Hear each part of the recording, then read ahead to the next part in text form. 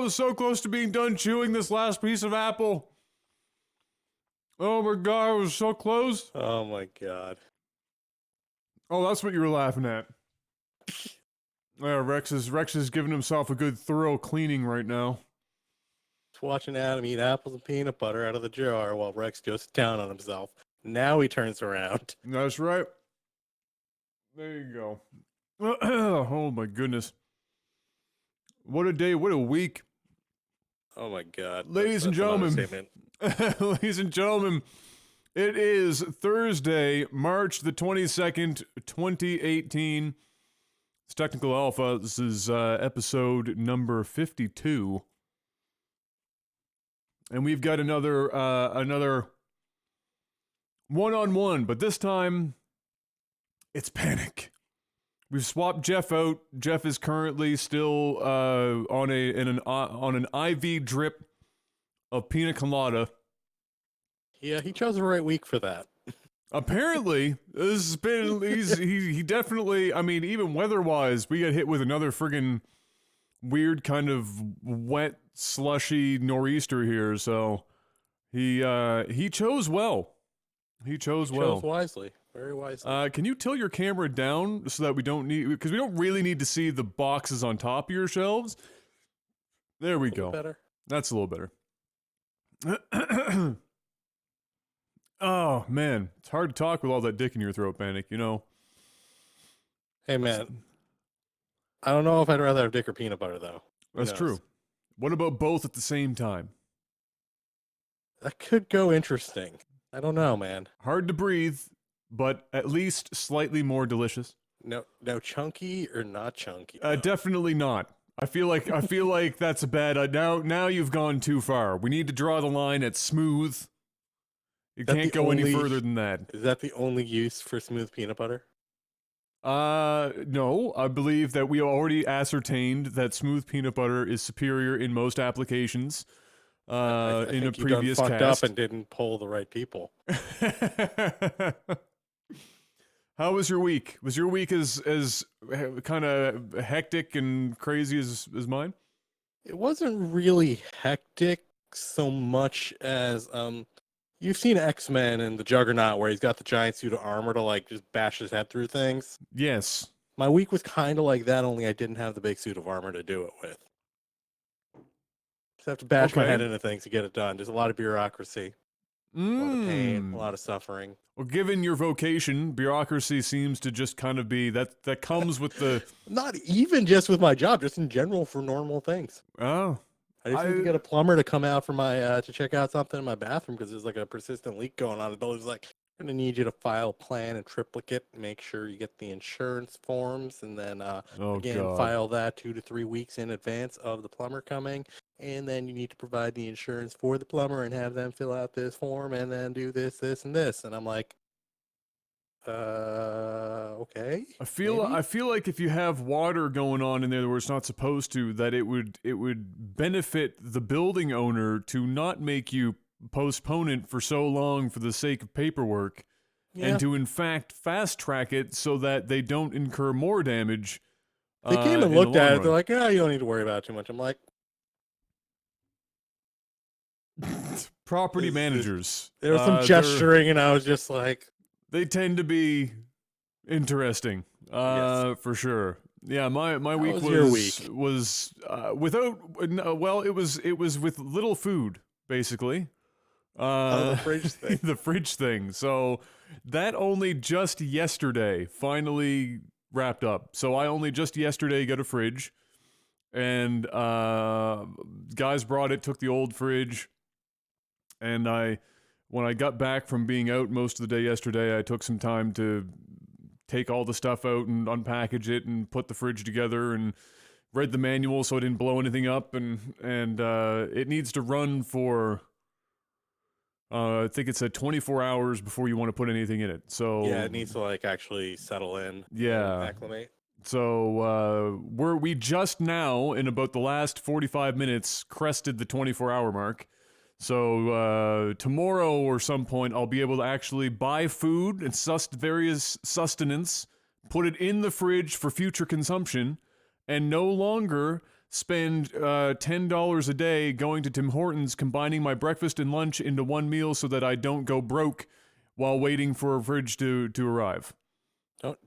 Don't you live in Canada? Can't you just like leave your shit outside in a box? That's a great point, Panic, and let me tell you how I already did that and the problems that you run into also living in Canada. You see, we might have experienced the, technically speaking, first day of spring here the other day, but it was below zero many nights, and so everything on the deck is literally frozen solid. Every liquid, every sauce, everything that was taken out of the fridge and put back there, I actually threw some of it out that I could get out of the containers. Or something? No, it's just there. That's your problem there, Bo. I put some of them in a cooler because I only have so much cooler space.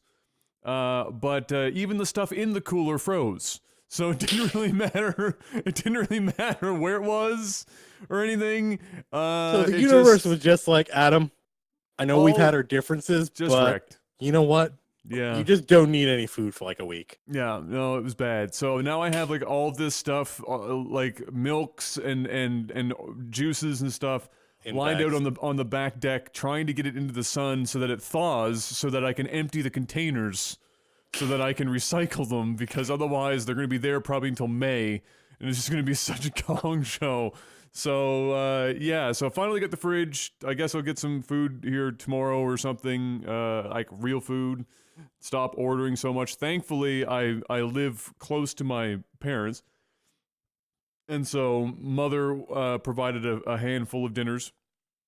Yeah, just getting real. I never thought I'd say this, but I'm actually quite tired of Tim Hortons. I don't think I could eat another meal from there for a while. I've gotten there too often now. So that whole process is finally being wrapped up, and I also, in the midst of all this, have been continuing the process of preparing to move, and all that includes. I just realized that you have like the best view of me ever right now. The entire I'm just talking to your microphone right now. You're talking to my microphone. Unfortunately, with the current setup, that's the best that we can do right now. So yeah, it's perfect. So yeah, I've just been kind of doing that, running around trying to make all that happen, and it's been a whirlwind. I had to cancel my appointment with my accountant, unfortunately, which means my taxes still aren't done, so I'm gonna have to move that. Do those again. Yeah, because the fridge thing that took so long just so happened the delivery window was exactly right across 1 hour before and 1 hour after my meeting time with my accountant, and there was nobody that could cover for me to be here at the house, and so I had to cancel. But I guess, it is. You mean it is Rex what it is. couldn't take care of that for you? I thought about it, briefly, but unfortunately, no, couldn't make Rex it. had an appointment. Couldn't. Yeah, he also had obligations. The good news is I sold a whack of stuff yesterday, $700 worth of crap from my office yesterday, and I might in the next couple of days. It's looking like I'm going to be able to sell that TV and soundbar and all that nonsense. But man, do I tell you, Halifax has got some seriously broke-ass people. I have this TV, my old Vizio or whatever, from a whopping 2 years ago. It doesn't have HDR because it's 2 years old, but it's 4K 60. The standard, dynamic range on it is the one great. that you had downstairs. In the office. Okay. It's 55-inch, looks fantastic, operates great as a gaming TV because it has a super low input latency on it. And I originally bought it for $1,100 in tax. I have it up for $400 Canadian dollars. Okay, stupid fucking low, and I put it there that low to sell. $250 for it. And no joke. Okay, so I've had a lot of 300s, and I've just been ignoring them. And then somebody actually came on today and said, I'll give you $250 for it, and I'll come over right now. I didn't even respond. I was like, bro, you can't buy a fucking 14-inch fucking like monitor for $250 anymore. You want to get this 55-inch, basically brand new television for $250. It's still in the box, for fuck's sake. Like, it's literally all in the box and everything. $250. Go fuck yourself. Cash in hand, Yes, man. cash and oh, you mean like everything that happens over this website because it's the only way that you can pay? Oh, good. Well, I'm glad we've established that you have cash in hand. But yeah, it's been kind of funny to see just how crazy some people are. It's like they automatically assume that everybody posts things hundreds of dollars beyond what they think that like for bartering purposes. And so even when it's a really good deal, they're like, fuck it, I'll just offer like 50% of the posted cost and see what happens.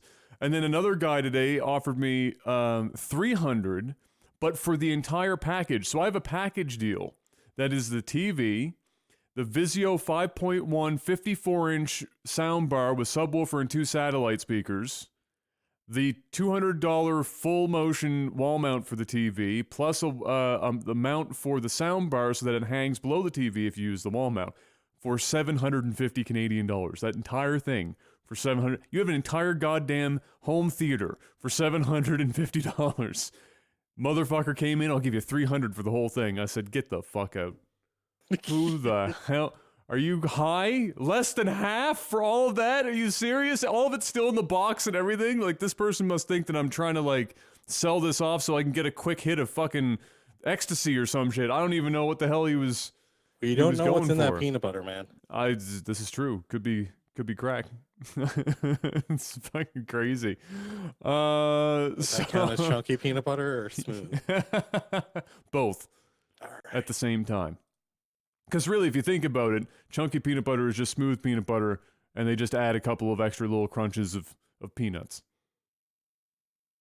It's all the same thing. Just additive. That's all it is.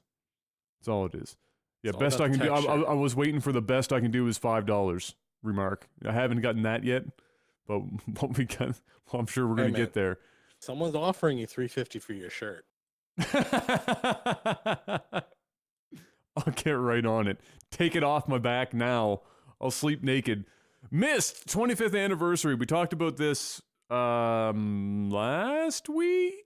We talk about this whenever something Myst related comes out because you got that raging hard on as you hear about it. Absolutely, full mast at all times for Myst. So like fucking Bane right now. With the whole thing in front of my face. And you're like looking at me, making eye contact, and it's just like fucking Bane talking about Myst. We have more details now. So they're re-releasing the entire franchise. For Windows 10. So they've been apparently working for years now to reacquire licensing for all of their games because Ubisoft has owned a good chunk of them for years and years and years and years now. And have done categorically terrible fucking jobs of bringing them to the PC for new platforms like for like Windows 7 or 8 or 10. It's all bad. It's all shit. So apparently they're going to redo it, all of them. I don't know. I don't think I've seen any specifics as to like what efforts are going to be made to make them not shit like the ones that already exist. But I have to imagine if they've gone through all of this fucking pain and suffering to bring it to Windows 10 properly, that's going to mean that, you know, all of the FMV is going to work.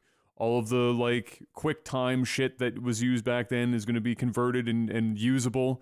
And so that because I guess the idea, or you would hope the idea here is that you obviously allow people that played this game growing up to play it again easily, but also to incentivize people that haven't played the games to play them because they can go in knowing that they're not going to have to like deal with a Ridiculous super old broken, you know, game, right? So not this DOSBox crap. Exactly. So that's what I'm going to assume is going to happen. And also they're doing somebody's doing I can't think of his name off the top of my head. I mentioned him on Twitter a few days ago, but he's doing a mini documentary on the series, the production of Myst, with the guys at Cyan World. So that's going to be something I look forward to as well. So I thought I'd just throw that out there because it's Myst, and I have to talk about Myst if something happens in the Myst. I'm gonna actually have to play through it for the first.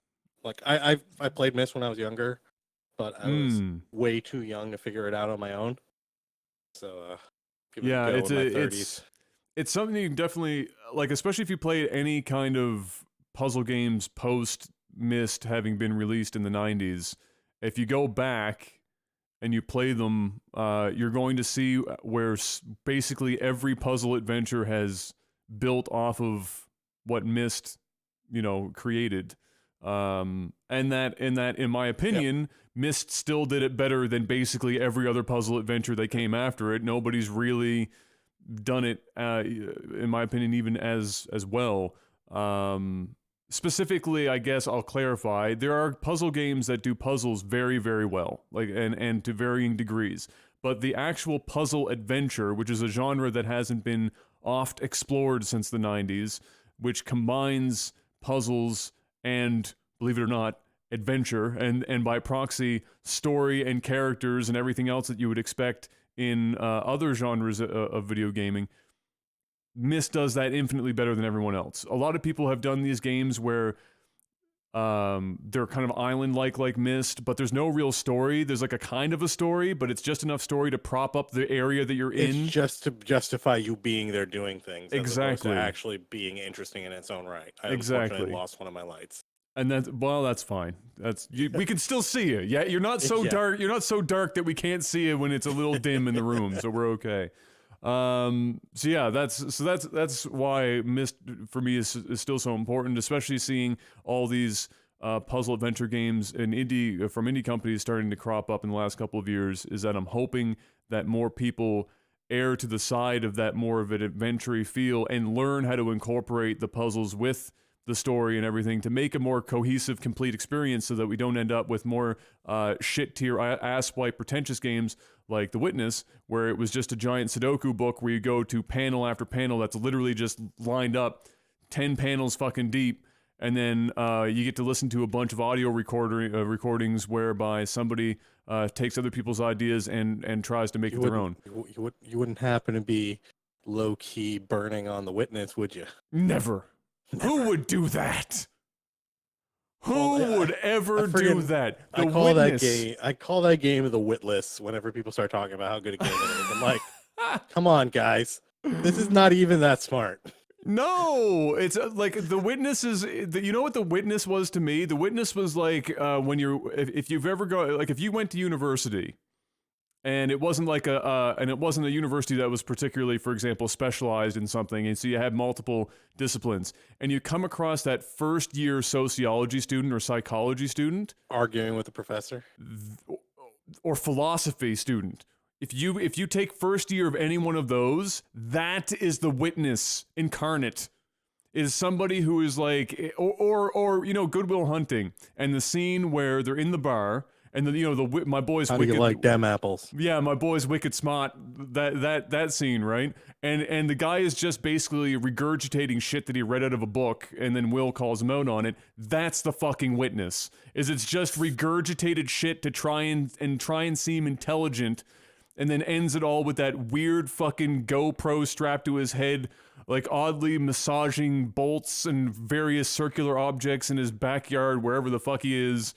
It's bad. It's ridiculous to me. So I hope that Myst is taken a little bit more, like the Talos Principle approaches Myst, for example, in the way it delivers its world. It's not quite there because it's built so fundamentally off of the whole Turing. There's that other one that bugged me. It was the really stark, like, white and like it was like the geometric one though, like super stark and whatever. That one kind of struck, like, it seemed interesting, but at the same time there wasn't really anything going on.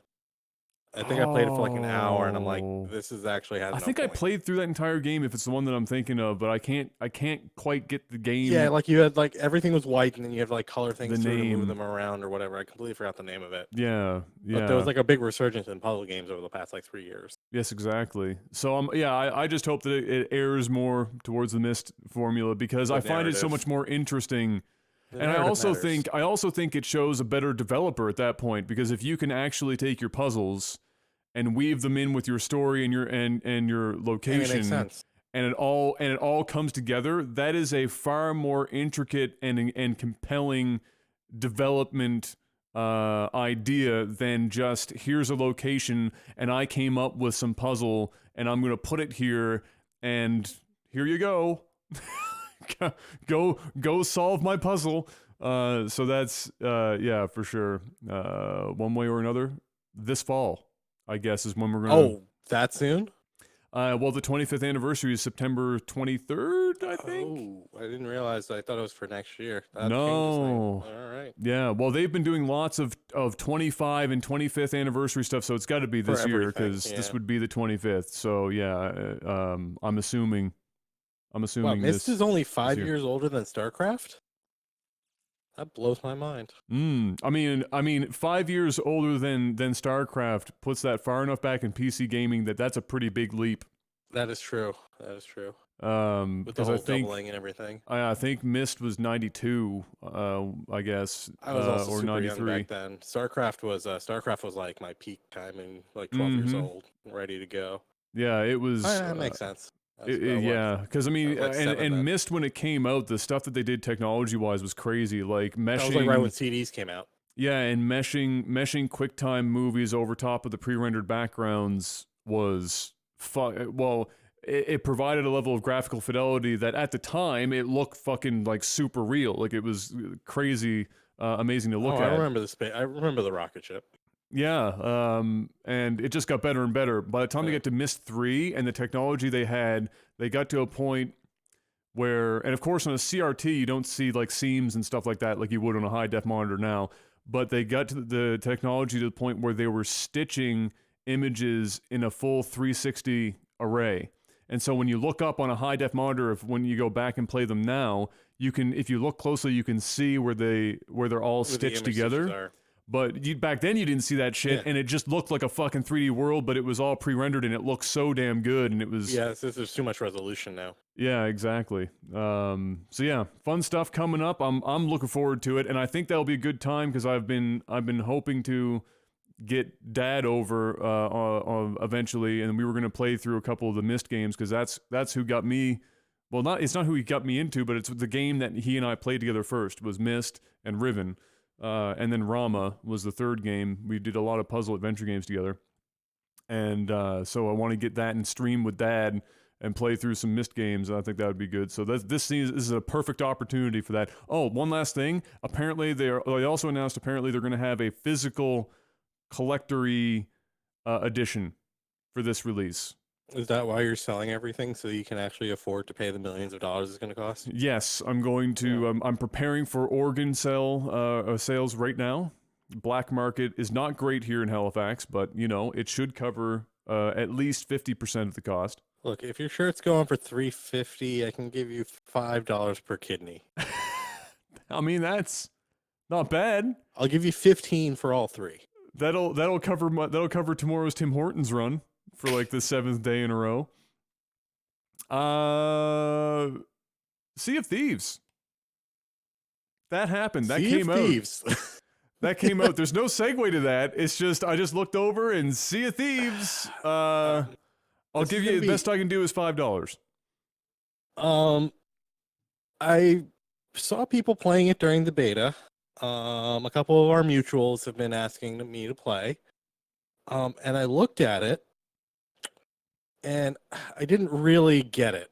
One, I don't get why they released it right now. Two, I don't get why it's $60. And three, I figured if I wanted to play a deep and good pirate game, I could just play that one small segment of Black Flag where you just fly around on repeat. Well, I mean, it was a big part of the game and there's a lot to it, but from what I've seen of Sea of Thieves, it's like 1,000 miles long, but like 3 feet deep from what I've seen. And I feel like high concept. I'm going to allow you to use that analogy, but that analogy has been beaten like the beating a dead horse analogy and has been beaten to death. Yeah, but it's accurate. It's accurate. A pirate game on the high seas. It's more like a pirate game on the high puddle, if you know what I'm saying. Well, that's what I'm saying. I'm just gonna get there. I was gonna say this is not one of those games that you want to like get on the diving board and dive in because you're gonna break your neck. It's gonna be a bad time. And like I see it's fun at like a concept level. I just feel like it's not a done game, and it shouldn't have been released right now because there's not like it's the same repetitive gameplay loops, and it just yeah, I see people having fun with it for 2 weeks and then moving on. I've already heard streamers saying, "Yeah, I don't know if I can play this for like too long unless I get a couple of people to play because there's not much to do, content wise or even interest wise. Like unless I have people role playing and doing stuff, it doesn't really happen." And it's been kind of reflecting the same way in the reviews. I've seen reviews where people are like, "This is the best thing since sliced bread," and I've seen most of them have been coming in though. Forbes came in harsh. They're saying like this game should not have been released, and it's an insult because it's like a 10% complete game. And I'm Not just that, not like, that, not that Forbes "Ugh." exactly has a lot of clout in the gaming community, but Yeah, but like a mainstream outlet coming out and saying that is not very common. They don't true, usually straight up thrash a major first party true, game. true. Yeah, so I played it briefly in the last beta, and then I played it again on full release here a couple of times, again briefly, handful of hours in total. I would say maybe 5 or 6 hours in total. With Gabs, who absolutely loves the game. It looks like it's fun to just like mess around with and like just for sake of having fun. It seems like Yeah. you'll get that out of it. I just didn't see it as like a full triple tier level thing, like or triple S or triple tier. Wow, triple A level game at this point. Right. Like, and I can see people having fun with it. I just don't. I don't get it. I might be dead inside. Who knows? But I Yeah, just. well, I mean, I think we're all a little dead inside, but I Yeah. get what you're saying as well, Yeah. and I can see why people like the game. Mhm. Like Gabs really enjoys the game, but my feelings about it after the beta and playing the full release game now have not changed. And I know that there's technically more to the game now than there was during the beta, but I don't really see it. Exactly. I don't really see it. And there were some. I read a few reviews, and there were some people not necessarily complaining, but just mentioning that in the onset of the game when you're first starting, there are a couple, and this is true because I went through this process myself. There are a couple of things that the game will walk you through, like the general process of acquiring quests, getting to your ship, finding the quest area, and that's about it. And then after that, it's kind of you're on your own. Now, I want to draw a very distinct line here in the sand, so to speak. Not even the sand, but just a distinct line between these two concepts. Because I've seen a lot of people that really like the game that are defending it like it's their fucking baby.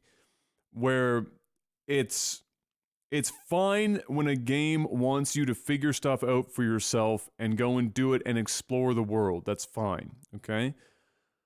But you have to completely walk through the core of your game before you let somebody loose like Once. that. Once. You can't just like, yes, it's cool that you to do that, and if you're somebody that's like, haha, I'm just gonna figure it all out on my own, then that's great. But you gotta understand that you are in the fucking minority, and that people, even if they're searching for an experience whereby they get to go out into the world and do that, that's exciting to be able to experience everything. Because at that point, what that makes you feel like, even though you should know internally that odds of you being the first person to do anything in a game is basically zero. But it makes you feel like you are going to be the first person to be able to experience something in the game or the game world, or see it's like seeing the Kraken for the first time, or whatever. That's great, but you still need to know how to fucking do the core mechanics of the game. And if you find it fun to just bumble and fumble for like the most basic shit, cool. But that to me is just shit game design, in my opinion. And I then agree and yeah, disagree. okay. I wasn't let me Oh, finish go my, ahead. Go my ahead. my thought first. Okay, so I like the beauty of Morrowind for me as a comparison point for a number of reasons. One, it's my favorite game of all time, so I've played it for thousands of hours, which means that pretty thoroughly played the game.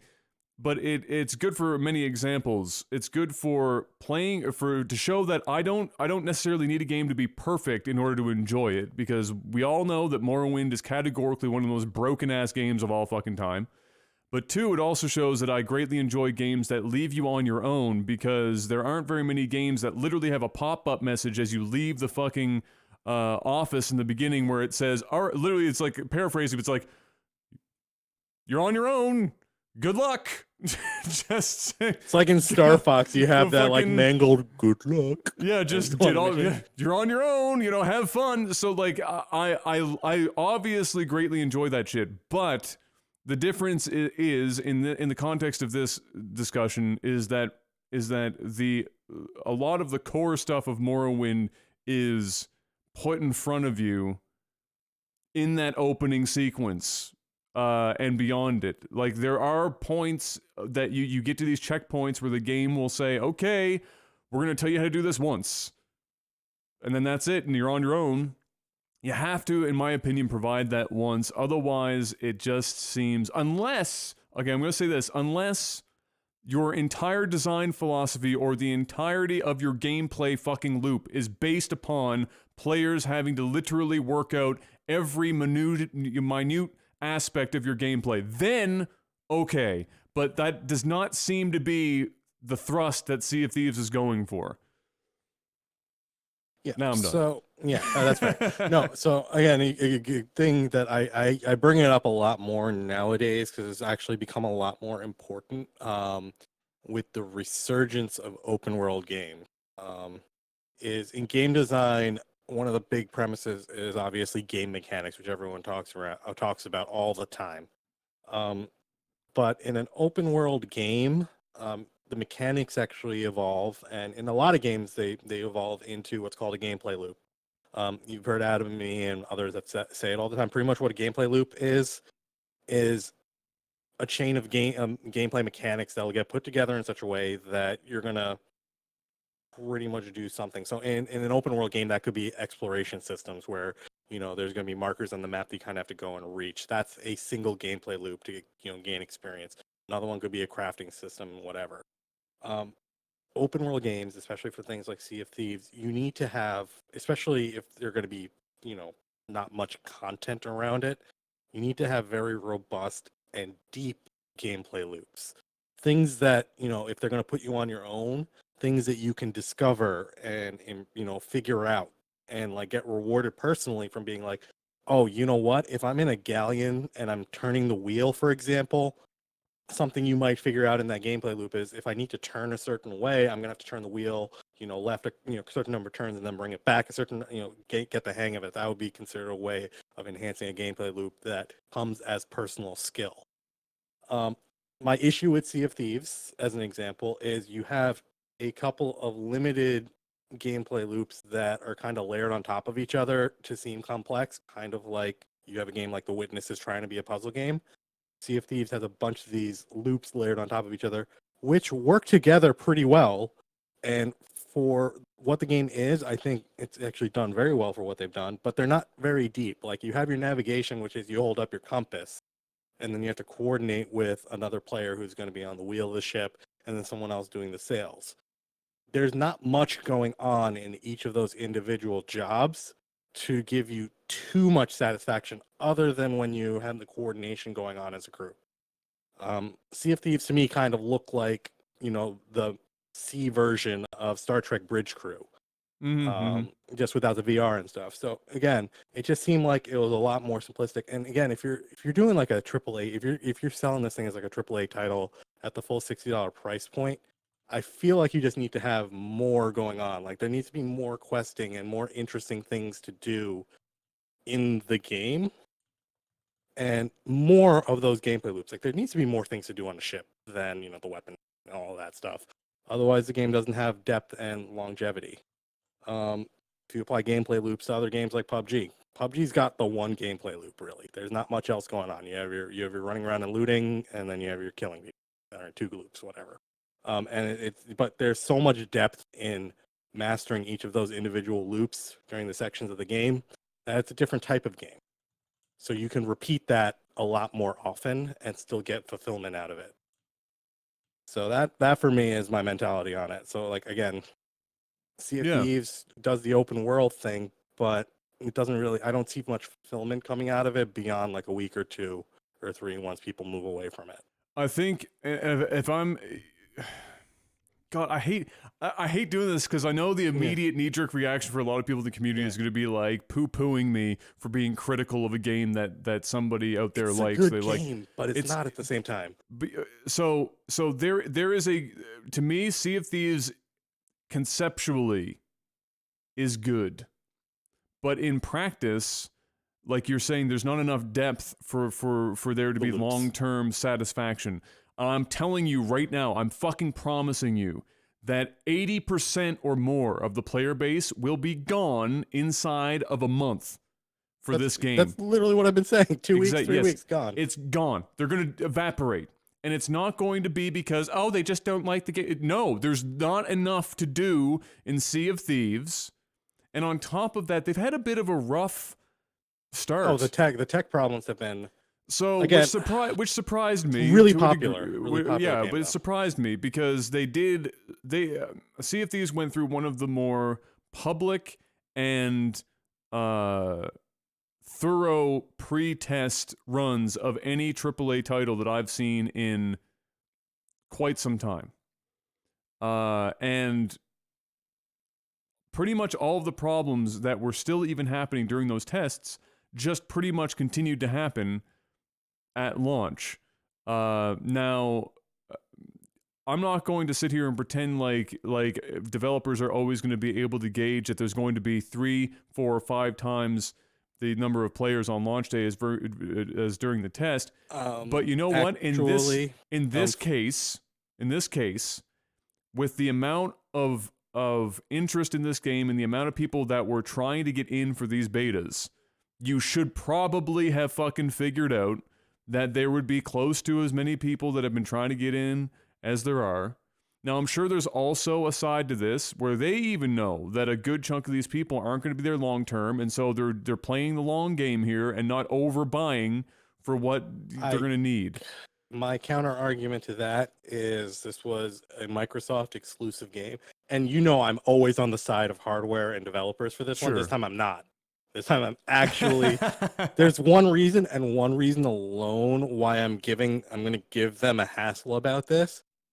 Microsoft is friggin' the second or third largest cloud provider in the world with the Azure cloud services, and they've been doing Xbox type game, live games for decades, right? If they know there's type of games coming out, their architecture should have been something that's cloud oriented. This is Microsoft. You can spin up capacity. They got data centers worldwide. This is something that they should have been like, oh shit, we probably need more nodes. Okay, hey, let's just go spin up a bunch more nodes on the Azure cloud over here, and boom.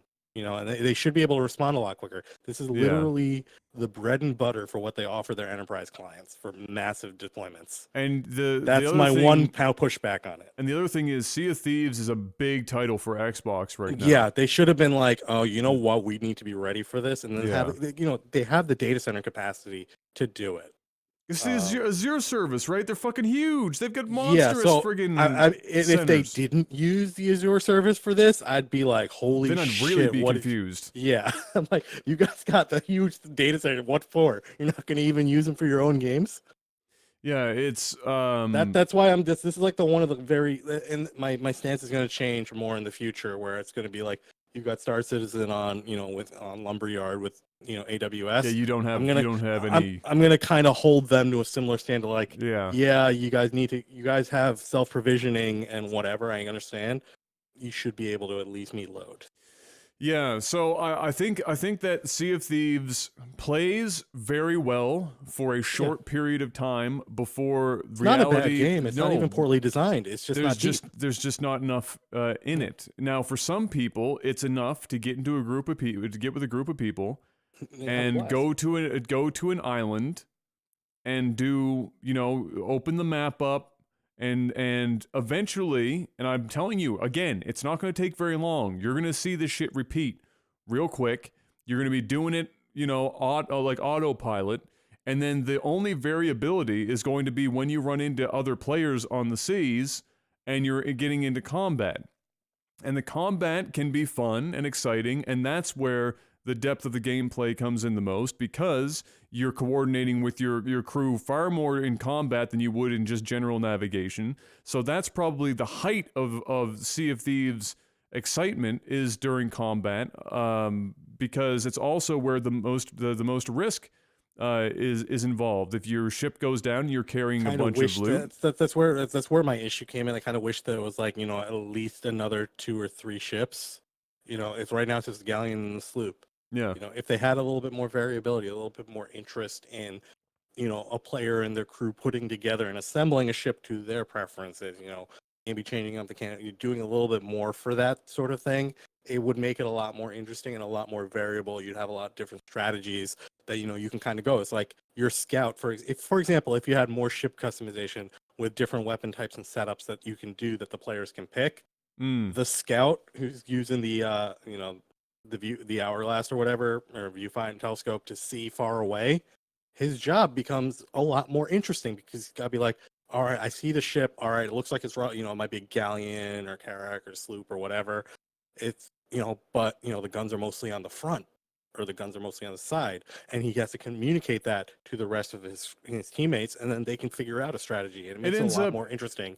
I had originally, I was looking forward to Sea of Thieves quite a bit. And we talked about it a bunch on the podcast before. Yeah, my original thought on it was, or my hope for it was, when it came to the ships and stuff, is that it was going to be like Guns of Icarus on the seas. Yeah, you had a couple of different types. Because you get different types, and for the things that you just mentioned, like different weapon types will end up being on these ships, or in this case, like more than likely not types, but weapon placements. And then the points on the ships that are stronger or weaker based on the kind of ship that you're going up against or that you're in. I would have just hoped that there was more of that in it, because there's just not enough in the game to do. I'm so happy that for some people that it's fun enough in a group. Here's how I know that it's got some problems. Even the people that like it put a bunch of conditional shit onto how it becomes a very fun game, and it always relies on, at its core, having at least a couple of friends to make it work at all. If you go down solo, then it's pretty much, it strips away the vast majority of any kind of fun in the game, and that's a pretty telling sign, because the game cannot survive. I'm telling you right now, it can't survive on multiplayer alone, and this is the problem. Ubisoft could have made a killing the same way. They already made this game. Ubisoft made it when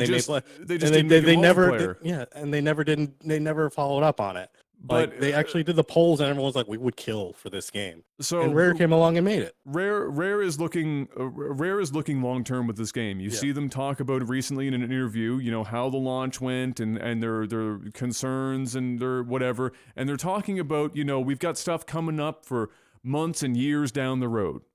All right, so they plan on monetizing this for a relatively long period of time, and they plan on adding onto it. In some sort of way to keep money coming in so that they can fund development for it. I'm going to be very interested to see what the longevity of this game is for their sake and for revenue. Is they might not have shipped with enough stuff to keep it until the stuff coming in. Exactly. So like that would be my question, is how many people can they, and how much can you extend on the gameplay loops? Because the big thing with and this is, again, with open world stuff, if you're planning on monetizing over a long period with additional content and stuff to add into the game, the problem is you have to have the gameplay loops be somewhat mature early on. Like, if you can't just start stacking on new gameplay loops later on and be like, oh, we've added all this other stuff, because then it starts getting kludgy and messy when you try to have to stack them up. And if you're content gating and all, it gets really complicated. But if you have the deeper gameplay loops in the game, but then you're effectively doing things like, oh, we're extending the world this way, or we're adding a new ship type, or we're adding some new weapons that incorporate into the existing deeper gameplay loops, like you're going to have, more, harpoon type weapons or ballistic type whatever, within the same loops, it's comfortable for players, and they'll keep consuming and keep going, because they'll be comfortable in their gameplay loops and be like, oh, cool, there's a lot more stuff I can do. I just think I personally think, well, here's probably okay. So I agree with all that stuff, but now the game is just combat heavy, right? Oh yeah, I mean, there's stuff they can add. I don't Like know. they have I to don't know specifically what they could do they have content-wise. to in my opinion, see, I think part of their problem is that they're straddling the line between small group multiplayer and MMO, Because I and feel like they were trying to make a lifestyle and game, they're and they not didn't quite going make it. to and they're not going to accomplish either of those things, because I think what people are going to eventually want to see and ask for are hub areas to get together and trade with other people, or to be able to run into people more frequently instead of just in combat scenarios, and have the ability to join up with other pirates on the seas and maybe control areas and do all. And it's going to, like, people are going to want, they're going to search depth. The longer that this exists as a game, the more depth people are going to want from it, because no matter how much you like the game is shallow as fuck, period. Whether it's fun or not, that's fine, but it's shallow as fuck. And the Yep. longer people stay with the game, the more depth they're going to demand from it. And the question will be how much Rare is going to be able to bend the current formula that they've put in place as a core to be able to accommodate increasing the depth of the game long term. Maybe more than skeletons and random pirates. And I hope they do well, because Rare is one of the best video game developers around. They do some of the more, obviously, over in history, they've done some of the more unique and likable character, and I don't see character in terms of necessarily the characters themselves, but their games have character, where a lot of games don't have character anymore. Rare games, you can tell when They you're always playing a have Rare character. game, right? So I hope it does well, because I don't want to see Rare in any kind of financial trouble. But if I'm going to be honest with you, I think Sea of Thieves, depending on how the next 6 months go, might put them in a bit of a shitty situation Spot of bother. financially. Yeah, it might be a bit rough. So we'll see how it all comes together. And in a side note, I guess, because we mentioned Ubisoft there, Ubisoft did manage to avoid being taken over by Vivendi.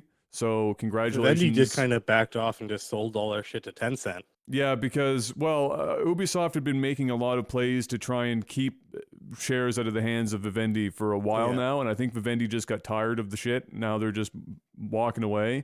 And so two other groups came up in Vivendi's place to buy in quite considerably. One was like the Toronto's Teachers Union, which basically is the most powerful organization on the fucking planet. Nobody knows it. And then another one, I can't remember what the other one was.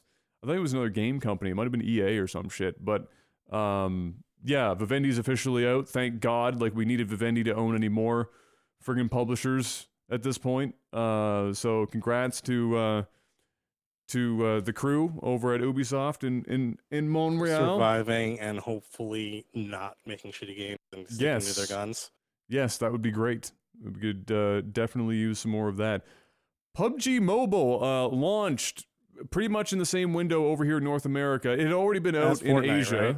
Yeah, as Fortnite. So Asia had already been around, in the Chinese market specifically, because Tencent bought the licensing for PUBG and created this mobile game in like 24 hours, and the game was basically as good as the fucking PC game, because, as we all know, Bluehole fucking blows some serious dong when it comes to developing video games. So that super popular over in China finally releases, because obviously Fortnite forces their hand because they released theirs. Cross-platform fuckery that Fortnite's got going on is crazy, but it's released. But the problem that it's got over here now, at the very least, and I don't know if it's the case in China as well, because I just haven't seen anything come out of it yet, is that apparently it's plagued with bots. I was a little surprised with your phrasing of that when you listed it, because so from my understanding, the way the bots are working is that it will start off with putting you in a map with a couple of humans and a ton of bots, and then as you play more games, it will start scaling down the number of bots on the server and increasing the number of humans. Because effectively, they didn't want to drop all these mobile players in and have them get their asses handed to them and then drop the game after the first few times. So they're like, but you feel a lot better about yourself when you win. Are they disclosing that in any particular way? Because all you're seeing right now, right? This is just all making players feel good and good marketing. Because what That are you whole chicken seeing? What are dinner. you seeing? You're seeing everyone on Twitter. Oh my God, look what I did. 20 kill chicken dinner. First matches on mobile, boys. Let's go. The new dock, the new Yeah, shroud. exactly. So like people are all friggin' jazzed about the fact that they killed Come a bunch at of me, shitty ninja. bots. Come at me, ninja. And I just found it kind of silly. I'm not actually surprised, but I found it kind of silly. And it just I just feel like at this point PUBG needs whatever is left of its reputation, which isn't much. I mean, it's basically like a shriveled up just raisin in the corner of a room that some child dropped behind a couch, and it's got some life left to it, but it's not much. And eventually, maybe the dog will find it and get some enjoyment out of it because the dog's starving and it will eat literally anything it finds. But that's PUBG right now. It's a shriveled up, thrown away raisin behind the fucking family couch. And it just needs any fucking shred of dignity that is left. It needs to hold onto it for dear fucking life, and just make that be the forefront, because I swear to God, I have not seen a game that is so successful be so poorly fucking managed in all my days, and I don't think I'll ever see it again. Because this would be Never like say never. well, true. I mean, yeah, this is true, but it's going to be a while because I don't think people are going to bite so quick after PUBG has done its thing. It's just fuck. I could say this every podcast. We talk about PUBG too much on this podcast, but I had to because the mobile thing and you Can know. we talk about another cool topic which I actually Fortnite. enjoy other than PUBG? Absolutely, let's do that. Great single player games. Holy crap. Man, what are those? I don't know what they are. It's like what's an 8-track? I don't know what that is. What's a record player? Panic? What I got one right here, man. I got one right there. What single player experience are we? I know which one, but I'm just asking the question anyway. Are we talking about? CD Projekt Red bringing us some sweet Cyberpunk 2077. The dream. They actually finally gave us a couple more crumbs of information. Okay. Did you actually look at the article or not really? I haven't had time to take a peek of it. No, I just. So the run through is this was not in the context of any gaming event or anything. This was straight up in the context of them having one of their like investor / financial event calls. Was this their second Twitter post in like 15 years? Oh no, this one was their investors asking questions on one of their calls. So pretty much they said the big things with Cyberpunk is that it's going to be on par with The Witcher in terms of single player depth of content. Okay, that's quite a smattering. And for those of you who have played The Witcher, you kind of understand the kind of scale and gravitas CD Projekt Red's going for then. On top of that, they've also said that there will be no microtransactions within the game. It's going to follow the same structure in terms of expansion and content as The Witcher, where there will be a mix of free content added as well as expansion packs, kind of like Blood and Wine or whatever that one was called for Witcher, where they just add like a big chunk of gameplay and shot at once. They were a little bit more cagey on multiplayer. An investor directly asked them what they were going to be doing in terms of multiplayer or software as a service. And they said, we haven't taken anything off the table, but we are not ready to comment on anything yet. So he explicitly didn't say no, but he also didn't say yes, which was interesting. They also noted that they would be in attendance at E3 2018, but when asked if they were going to be doing anything related to Cyberpunk, they said, you'll just have to wait and see. We're not disclosing anything right now. Which is a low-key yes. Yeah, but they were very cagey about it. They just don't know to what extent they're going to be showing things. They just know that there's going to be something there. The big thing, and again, this was like a couple of this was like maybe 2 or 3 words in this whole thing they were saying, and the thing that interested me was they said the big difference between this and other games they've done is that this will be heavily story driven, but there will be no like defined personality of the central character. So there's not going to be like a named Geralt of Rivia type character. Instead, it's going to be the player. So it feels like it's going to be like a more free So form, like a build your own KOTOR character type of thing. Which to thing. me is interesting because CD Projekt Red hasn't really done that with much of their games. They mainly have The Witcher and some other small things they've done. So like I'm kind of curious what they'll bring to the table for their take on a player defined character as a central Mm. role in a story. Yeah, I mean, I've always preferred that. I Well, like I having shouldn't a say big that. character. I like having a larger than life one. Yeah, I prefer it if only because it tends to. It's a stronger story. Yeah, well, if it's done well, it's better than the opposite.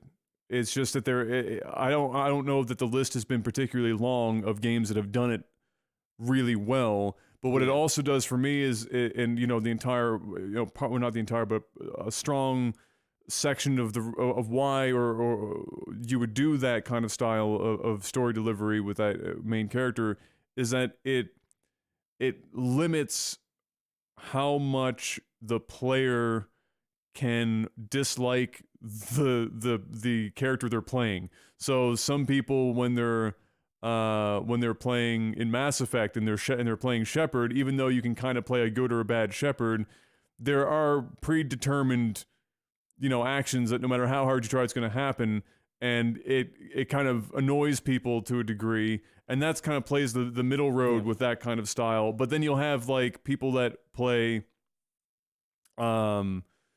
let's say, um, oh, what's a good example? I'm trying to think because there's more examples. Because here's the thing: there are more examples where the developer writes a strong character that you are playing, because at that point it's easier, really, and so it allows for better story integration. Yeah.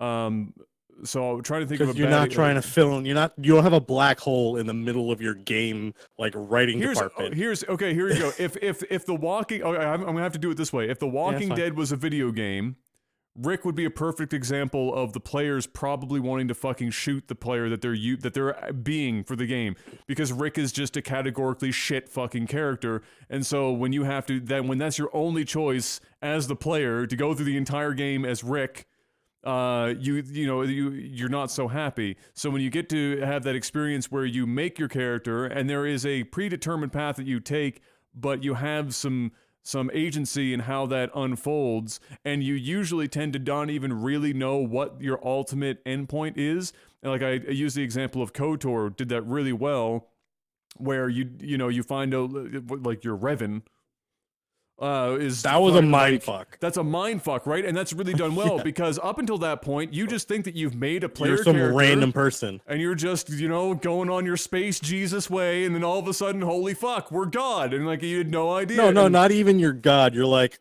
oh, I was the bad guy for like this huge part of Exactly. the thing. Oh shit, I Yeah, did all that. I fucked My up. bad. My bad.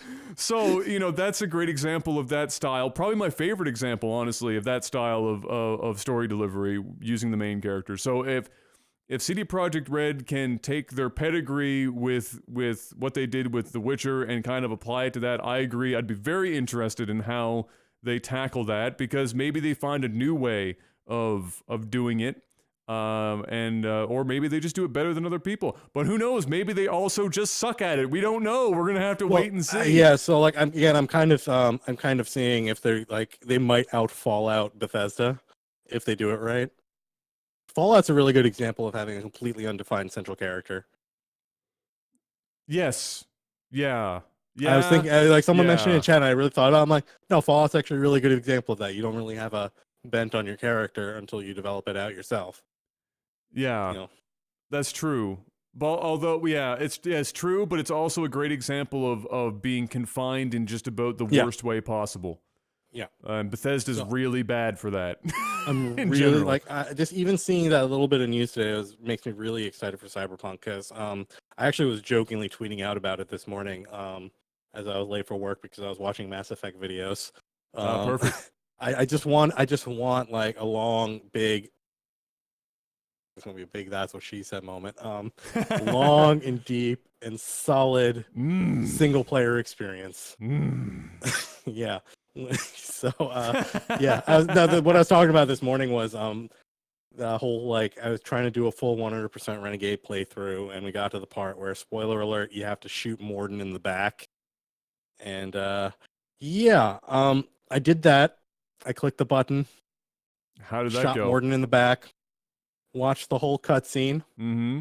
paused the game, and sat there for about 5 minutes and said, "You know what? I am not that much of an asshole." I literally, I'm like, I know I'm going for the 100% Renegade playthrough here, But I but can't do it. I can't let this stand. Like, I can't let Morden go out like that, especially when he's the one that gives you the pistol that you kill him with. That's I'm just like, rough. and I'm just like, nah, man. I reloaded the save and I let him do his thing. Can I be real though? I'm one of the 5 people that You have only no liked emotions. Morden about 50% of the time. Now I didn't actually kill him because I completely lacked the backbone to do Renegade in any of the Mass Effect games. So I was Max Oh, Paragon. I played through. I did like the full Max Paragon runs. I did Yeah. the middle runs, and I was trying. And I'm kind of like you. I don't have. It's not. It's like the exact opposite reaction for me to do the Renegade stuff. So a lot of the times I was just like, oh crap, I got to do the Renegade thing. Okay, so it's just against what I do. But I was like, I want to see what happens because there's some really good content in that. But then I Oh, watched the absolutely, Morden yeah. one, and I actually, if people haven't actually watched that scene because they couldn't get around to doing it, Yeah, you can just go at check least just that out. watch it on YouTube because Yeah. it actually, I would say, is one of the most powerful scenes in the entire Mass Effect franchise, even if you don't like Morden. The only Renegade action that I ever allowed myself was to punch the The reporter in the bit face. smack the reporter, Yeah, yeah, she that's deserved it every single time. that's probably the greatest action that's ever been allowed in a video game ever, and it wouldn't be allowed anymore. If you did that Yeah. today in like the year 2018, Oh then my God, what just are can you you doing? imagine the internet would explode. Did I just watch a man strike a woman? Brianna Wu would be all over that shit. She would be all over that shit without question. Moving on. Moving on with no segue really. The head of Xbox, Phil Spencer, praise be to Phil Spencer for at least attempting to pull Microsoft's foot out of the grave with the Xbox division. Says he is open to allowing Banjo from Banjo and Kazooie to be in the Super Smash Brothers roster for the Switch, and I immediately was like, yes. I didn't. Banjo I would be a perfect fit. At no point did I ever think about Banjo being a Smash character, but as soon as I read that friggin' headline, I was like, oh my god, It always confused me yes. why Banjo was not in Super Smash Brothers on the N64. How far apart was Banjo and Super Smash Bros. Development wise? Couple of years, not that much. I don't think Microsoft had bought them yet because Perfect Dark, I think, came out after Banjo, after Smash. Hmm. Yeah, I'm not sure. It might maybe that there's going to be some good reason for it. But think about all the possibilities. You can shoot eggs for his range with Kazooie in his backpack. Kazooie's for his running animation is going to be Kazooie's legs on the ground for his sprint, which would be just friggin' amazing. His double jump will be obviously, I would imagine, Kazooie also. Like basically all of his mapping shit from the platformer transfers quite easily to Smash. Because Uh, they have like it'll be like Donkey Kong because Donkey Kong had a very similar game to Banjo Kazooie, yes, absolutely. and those mapped really well. There's ways to do it. But what would his super be? He had a bunch of things like what do you mean super, like the big smash attacks or Yeah, whatever? his ultimate smash move. Like what is his Well, signature Banjo did move? the whole jumping up in the air and like slamming down into the ground with Kazooie, This like is the whole true. somersault But smashes, wouldn't that just be his down smash, like his regular down smash? or even like the golden feather shit. Mmm.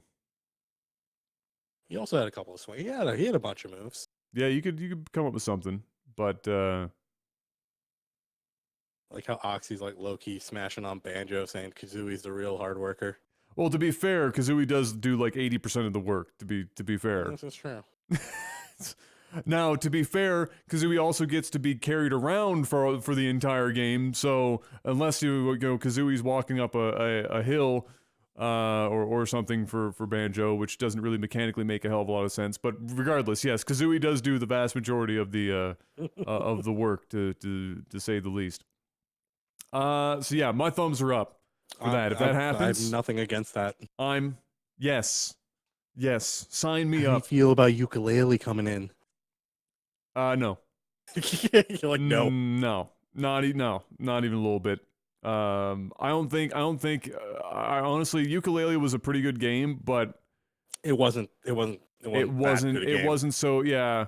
However, I did see somebody put a concept together for a. What do they call it? Were the cardboard shit for the Switch? What was that called again? Completely forgot what it was called. But it was a character that was basically based on that for Smash, which people automatically were like, "Well, that's like the Wii Fit The train all bot. over again." And Yeah, I the was bot, like, yeah. "You know what? Fuck yes." I want to see it because it's dumb as hell, and I want to see dumb in Smash Brothers. I want to see just really really stupid stuff. Nintendo Labo. That's it. Let's get Rob the Robot in on this shit. Isn't he already in like as part of something in Smash? Might I have think been. Rob. I think he is. But let's be honest, Rob was only really good for holding cans of pop. He didn't really do anything else all that well. Panic, give me a little movie and TV jingle. Da da da da da da. Da. Movies and TV. Great, perfect. We need Jeff back next week. Yeah, that was rough. That's Yeah, all right. a I'm little gonna let you slide on that one. Isle of Dogs. This was like in a I can't remember which newspaper it was. I retweeted it. Or no, I didn't retweet it. I mentioned it in a tweet today, but I read it. It was an actual newspaper article in one of the major publications. Can't think of which one off the top of my head. It was a Twitter moment, is how I came across it. Okay, is that apparently Isle of Dogs is being accused, and Wes Anderson, obviously by proxy, or vice versa, is being accused of cultural appropriation of the Japanese. Wasn't there like a ton of Japanese actors in that? Like voice actors and stuff? I'm gonna be real with you, bro. I don't know, but even if there wasn't, are you fucking serious right now? Like, I can't fathom. And they referenced in the article, they made reference to the fact that they were like they listed, these stereotypes of Japanese culture that were used within the film, right? And they were saying, oh, this is Wes Anderson's fever pitch, dream of his perfect, or his like his Japan or whatever. Like, yes. Yeah, okay. Sure. That's somebody else's interpretation. That's not appropriation, that's called interpretation. And use of stereotypes has been around since the dawn of time for creative purposes. There's nothing malicious. Wes Anderson isn't out to fuck with the Japanese people. I would assume that he would actually hope that the Japanese people would enjoy the film in the first place. Like, what good is Wes Anderson doing for himself if he's out to alienate an entire people from his film? I can't begin to try and connect the logic dots that these people are putting out there at all. And apparently Wes Anderson, this is not the first time that people have accused him for this, and I've seen a fair number of Wes Anderson films, and maybe just because I'm a white dude and I don't even think that much about it, but and maybe it's because as a white guy, when there are other films that are done, or any media at all, comedy specifically is probably the easiest space to draw these comparisons, because in comedy nothing's off limits really in comedy. So you can use stereotypes as one of the easiest things that people go after in comedy all the time. And there's no white person sitting out there watching like Dave Chappelle or like other black comedians whenever they make fun of white people and white privilege or stereotypes. The entire of white people. Chris Rock sketch on Yes. on Netflix. Yes. Oh That's fucking hilarious. You know why? Because stereotypes are fucking true. And sometimes when they're negative stereotypes, you have to live with the fact that that's fucking reality. Why does that have to be cultural? A stereotype does not come from nowhere. No. Usually. Exactly. There's like a seed of truth in it. There's times when you might push it too far, but there's usually a seed of truth, and it's finding the balance of using it correctly. Yes. So like from everything I saw from the trailers and stuff for this movie, I haven't seen it yet. It seemed like it was like an homage to like a Japanese like animation style and stuff.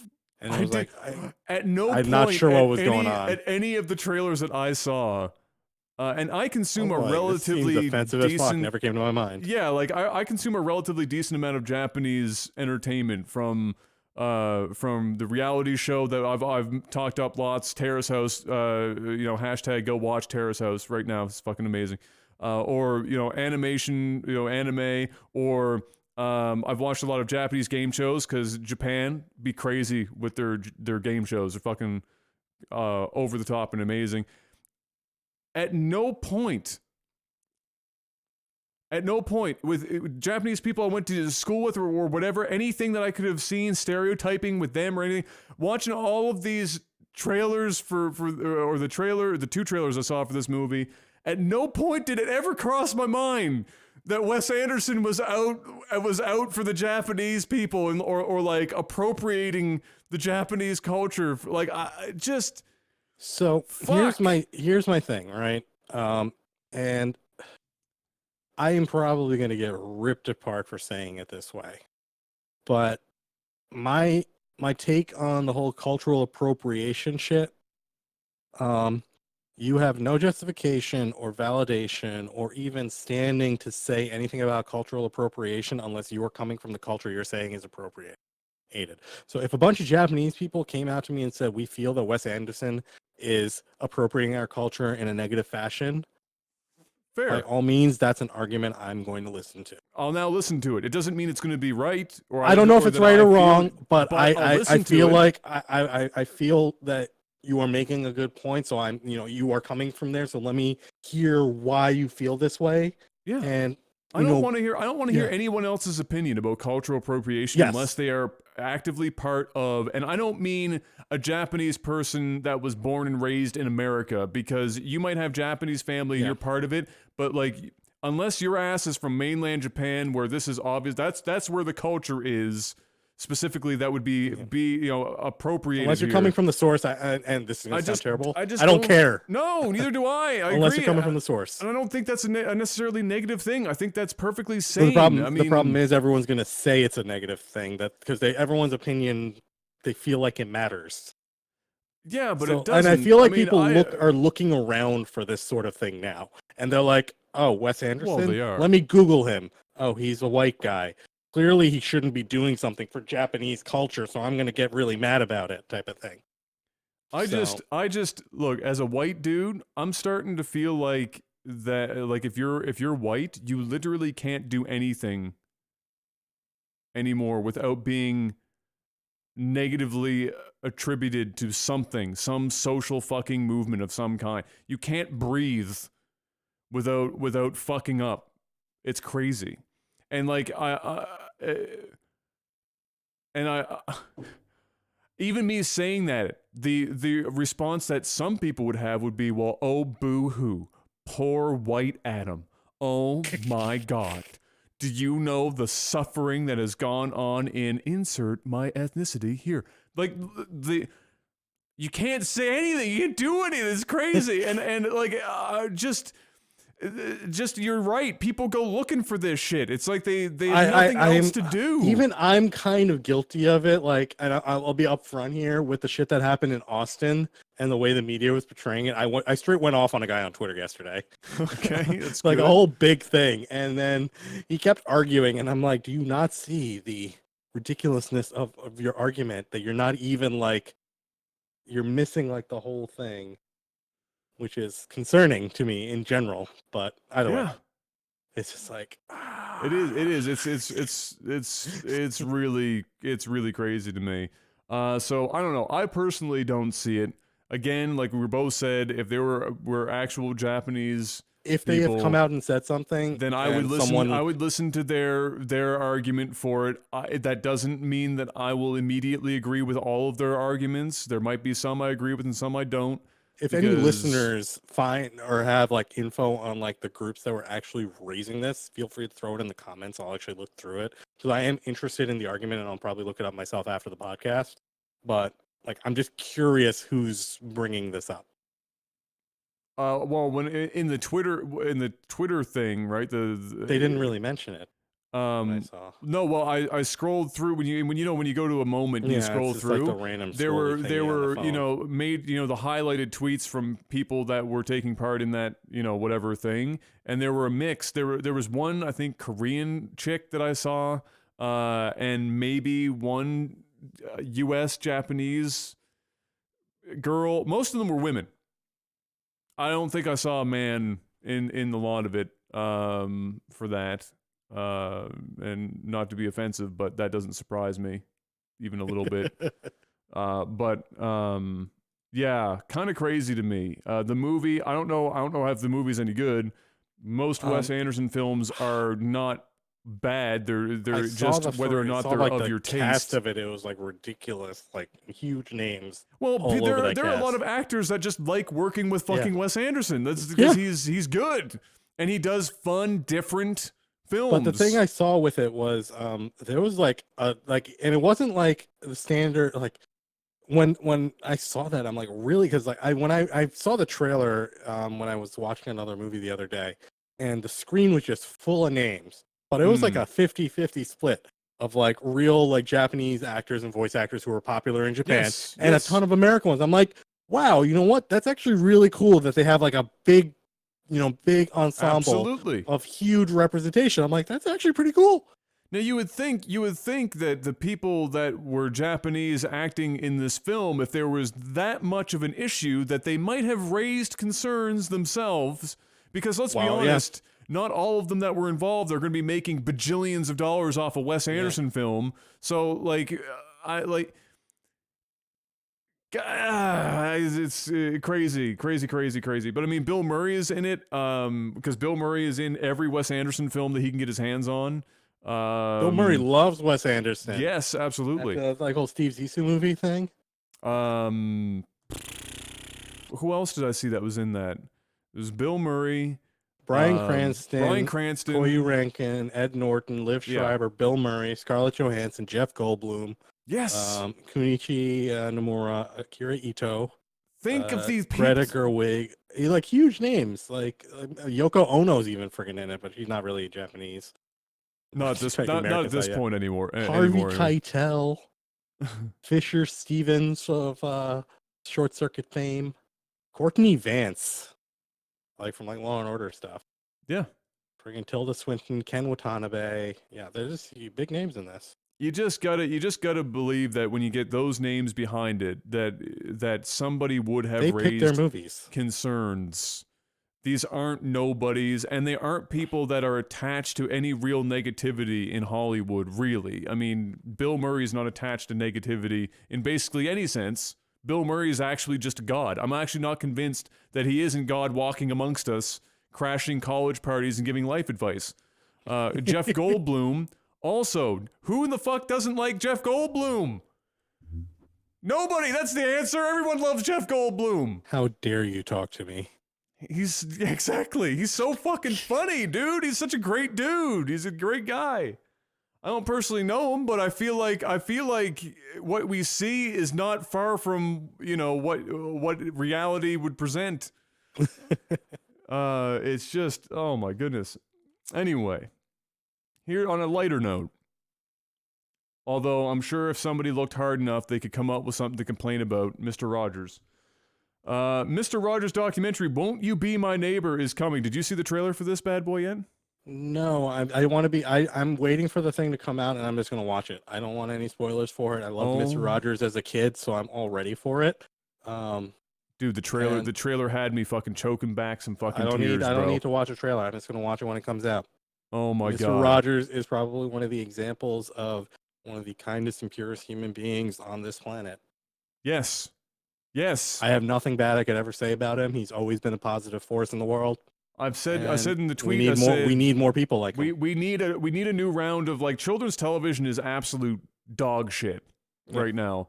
And we need another round of your Mr. Rogers, your Mr. Dressups, your Fred Penners, your Mr. Wizard, your Raffies, Bill Nyes. Like you need like stuff that isn't, turned to fucking 11 all the time, so that your kids are just bouncing off the fucking walls and their brains firing. The thing I liked about Mr. Rogers, and a lot of people, it's the exact opposite of entertainment television, Mr. Rogers.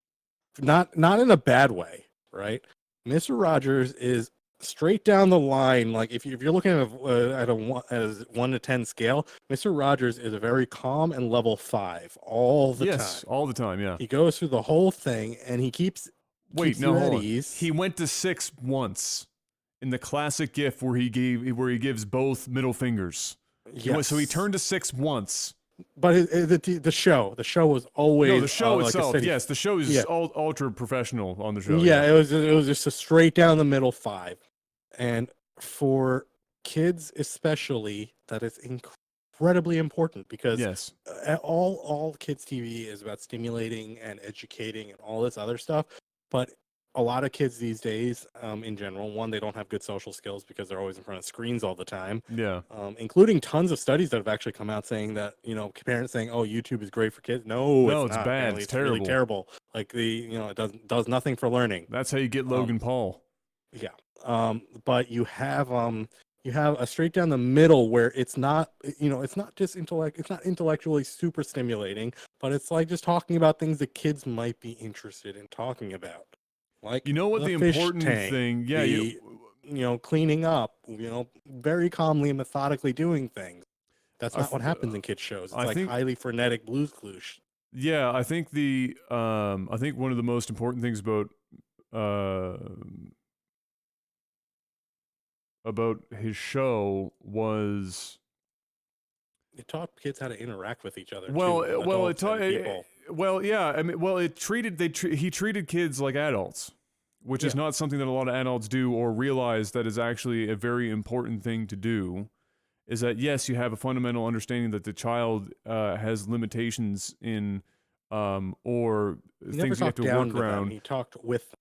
You have to, but when you treat children like adults and you give them responsibilities that fit within the confines of their ability, and you reward them when they do things well, and you talk to them about complex topics, you'd be surprised at how well they take in relatively heavy, emotionally laden concepts.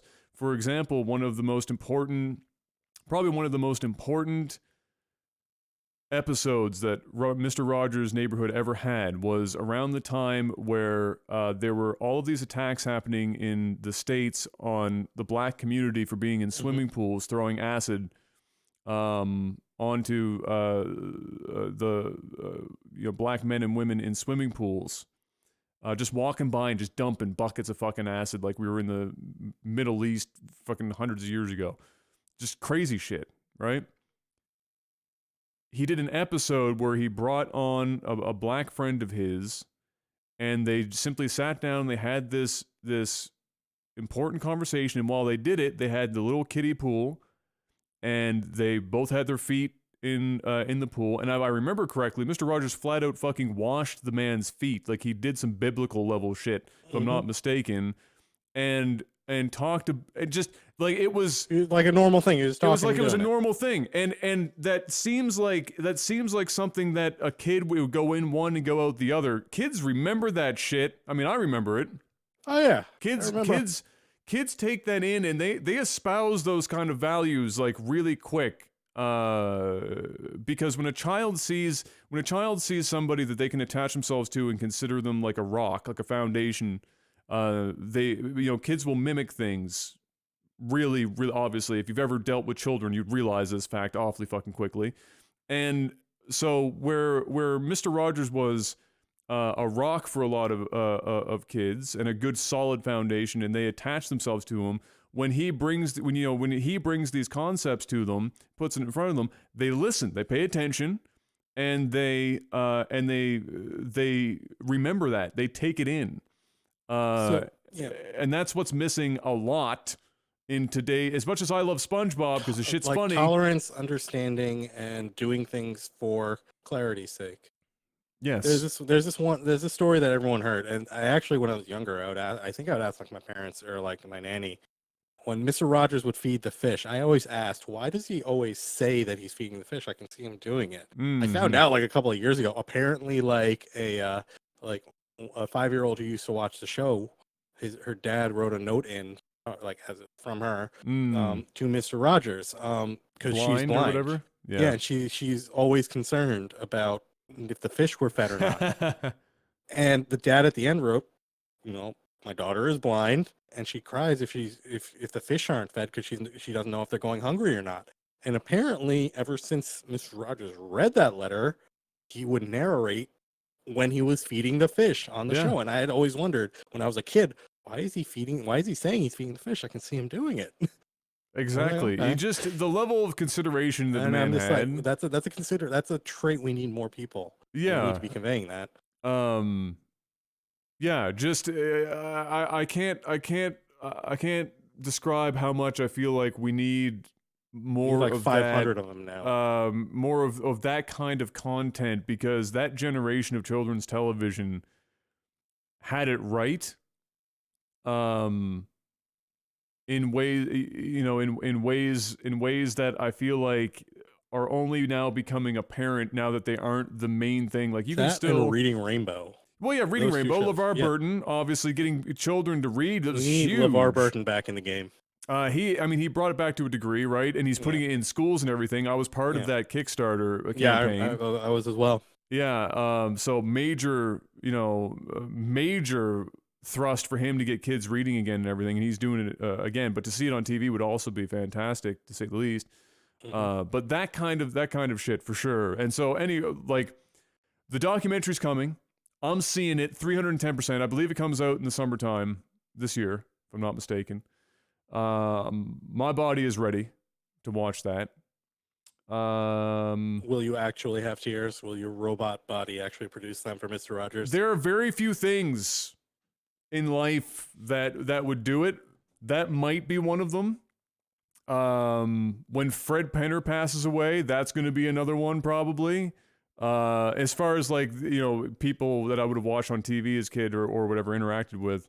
So probably Fred Penner, Mr. Rogers.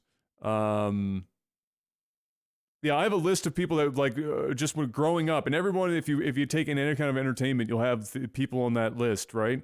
So even silly ones, like when Hulk Hogan eventually passes away, when I was 8 through 13 or even 7 through 13, he was like a fucking idol, right? So anyone that when you're a young kid and you look up to them, if they've still managed to not completely lose your hope when you're older, then it's a big thing. But yeah, definitely Mr. Rogers for sure. I would be shocked if I wasn't fighting it in the theater while watching it. Here's a completely different topic or different thing. Random. There's no pivot to this, but I heard it a few days ago and I couldn't process it. And then it made sense to me why I saw in the commercials for Lip Sync Battle her on stage. I was like, okay, now it makes sense. Now I know why they pulled her out of the friggin' back room to come out and do Lip Sync Battle. Roseanne is apparently coming back to TV with the original cast. I thought they've been talking about that for a while. They might have been. I never heard of it until just now. But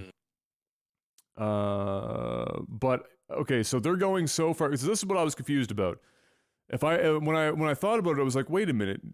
John Goodman was on this show, and John Goodman is a fantastic actor that's been doing pretty much exclusively big screen stuff for quite some time. He dabbles in other things, but most of what you're likely seeing John Goodman in is movies for a long while now. He was obviously a co-star on the show Roseanne. He was a big part of the show. And his character in the series finale, the original series finale, died. But they are apparently going to find a way to resurrect his ass to get John Goodman back on the show. So I have no idea what kind of not that the canon of Roseanne should be all that much to be concerned about, but I found it kind of crazy that they're so interested in bringing this thing back out of the crypt that they're also going to bring John Goodman's dead character back out of the crypt in order to make this show, I guess, relevant. Because at the end of the day, I think John Goodman's probably the biggest name that left that show. Everyone else, I don't think anyone else did particularly anything that I could think of off the top of my head anyway. But yeah, that's coming back. Not to say that, Roseanne was a bad show. I watched it a bit when I was growing up. I got a few laughs. It was pretty good. It was part of the, myriad of situational comedies. They actually already spoiled the whole thing for why he's back. Oh, okay. Why is John Goodman back? Is the All answer right, money? everyone on the podcast, we're gonna say this right now. If you're a huge Roseanne fan, there's going to be a spoiler. So stop right now. One person has tuned out right now. Yeah.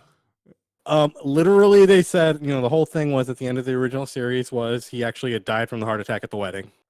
They're literally just gonna bring him back in, where Roseanne's yelling at him, saying, "I thought you were dead," because he's just in bed wearing a CPAP mask. He finally wakes up. He's just like, "I was sleeping. Why does everyone always think I'm dead?" Wow. And then Roseanne just says, "You looked happy. I thought maybe you moved on."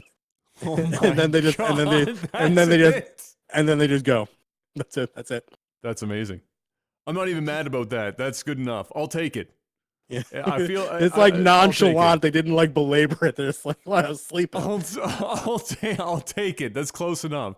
Yes, I'm being reminded that a couple of the members of Big Bang are from Roseanne, but I feel like most of them, like Leonard, for example, started. I mean, Leonard was a child actor, for God's sake. He was going to be fine with or without Roseanne, I feel like. But yeah, so there you go. So Roseanne's coming back. So everyone get excited. You can listen to that. Back as a Netflix original or ABC? Grating voice. I don't know. I don't think it's a Netflix thing, but everything else is a Netflix thing. So, I mean, if you're a betting man, it might very well end up being a Netflix thing. That's all I've got for TV and movies. You got anything else that you've come across in the last? I have concerns about Pacific Rim. Okay, what are your concerns about? I saw another trailer for it. I'm going to be real with you before you say anything. I'm going to be real with you. It doesn't look all that good. Yeah, the reviews have been coming in saying Guillermo del Toro not being in it was a big it hurt the movie. Oh boy. They said they said it was very weird. It didn't quite hold up. There's like weird pacing problems in the fights. Okay. And just the structure and script and character twists are like all weird and messy, and like they don't make sense for some of the characters. And they said overall this movie was not gonna. They said they had always thought it wasn't gonna live up to the hype of the first one, because the first one was kind of like an unexpected hit. True. But this one's like not even close. People are saying. Oh, rip. It did. I mean, I felt that way when I watched the trailer. I don't know what you felt when you first watched the trailer. I didn't think it was going to be as bad as the reviews are coming out. I didn't think it was going to be as good as the first one, but they said somehow they've managed to like make robot fights not great. That's what it kind of looked like when I was watching the stuff in the trailer. And in the trailer they tend to show off like the best. It's kind of like in Matrix 2, where they overdid the CG and like the crazy weapon effects and stuff. But then there's just like some weird plot Deus Ex Machina of weapons not working and then all of a sudden working, and weird things like being like, for a robot of this size, you would expect it to be more interesting. The big thing that apparently I'm concerned about now, because the whole thing about Pacific Rim was they gave you a big universe of stuff without actually beating you over the head with what was going on in the universe. Similar to the old John Wick bit. Yeah, like you could tell the state of the Jaegers across the world. You can do all of these, you can get an idea on what was going on and all this other stuff with like how the politics of the world was going. But apparently, like that's like heavily missing in this movie. Like Really? Characters in weird ways, like you don't know what's actually going on in the world in certain ways. Like you can't, like the big one they said is like you can't tell if humanity has doubled down on Jaegers and is like super active about it, or if they've just grown complacent about the kaiju. Like, and I'm like, that's a pretty big thing to not nail in your script. I feel like that might be the crux of the entire movie's existence, if I'm going to be completely honest with you. So, and if you've got more than one person saying they're unclear on that, it must be the case. Did someone read the script beforehand? Yeah. Okay, so when I found out that Guillermo del Toro was not going to be part of it, that was pretty much the biggest red flag that You're like, that I could whoa, come whoa, up whoa, with. man. You need him. You need him. Why Yeah, are you you doing need. this without him? Wait He's for him. he's the reason the first movie fucking was successful in the first Because you know place. why? You Because he don't sat there and watched the movie frame by frame. I guarantee you'd be like, nah, man. All right. In this frame, the foot's got to be like more crunching into the ground. All right. You've got this look. giant multi-ton monster flying at you. You can't be just like flying back. Look, I feel like a lot of people, and I might be crazy for saying this, and Jeff, if he was here, would probably bite my head off for saying this, but I feel like a lot of people sleep on Guillermo del Toro. I feel like a lot of people don't even know that they've watched Guillermo del Toro movies and really, really fucking liked them and thought that they were amazing movies, but had no idea that del Toro was behind them. Oh, guaranteed. He He's just meticulous. has he ever done a bad movie in his entire life? Like, has it ever been like a particularly shit movie? Like, I feel like from a world building perspective, Del Toro is probably better than almost everyone else in the industry when it comes to translating a built world on paper into showing. And with Shape of Water, he showed that again and won a whack of awards for it time around. He does really good, he does really good stuff, but for some reason he doesn't have the name recognition he should. Yeah, it's weird. Like it's mainly because he's not like a bombastic, charismatic, like huge out there kind of guy. He's very quiet and meticulous about what he's working on. Like he'll get hype about what he's doing, the directing and stuff, but he's not like out there screaming from the rooftops. He's not like a Steven Spielberg or James Cameron when it comes to the big name, but he's just as meticulous as they are. Like he's very particular on how like lighting and how the scene, especially the visual, yeah, for sure. And you see that coming through in Pacific Rim 1 with the lighting and the way he puts everything together. Like there was a reason why the rains were torrential and why they placed everything in Pacific Rim the way they did.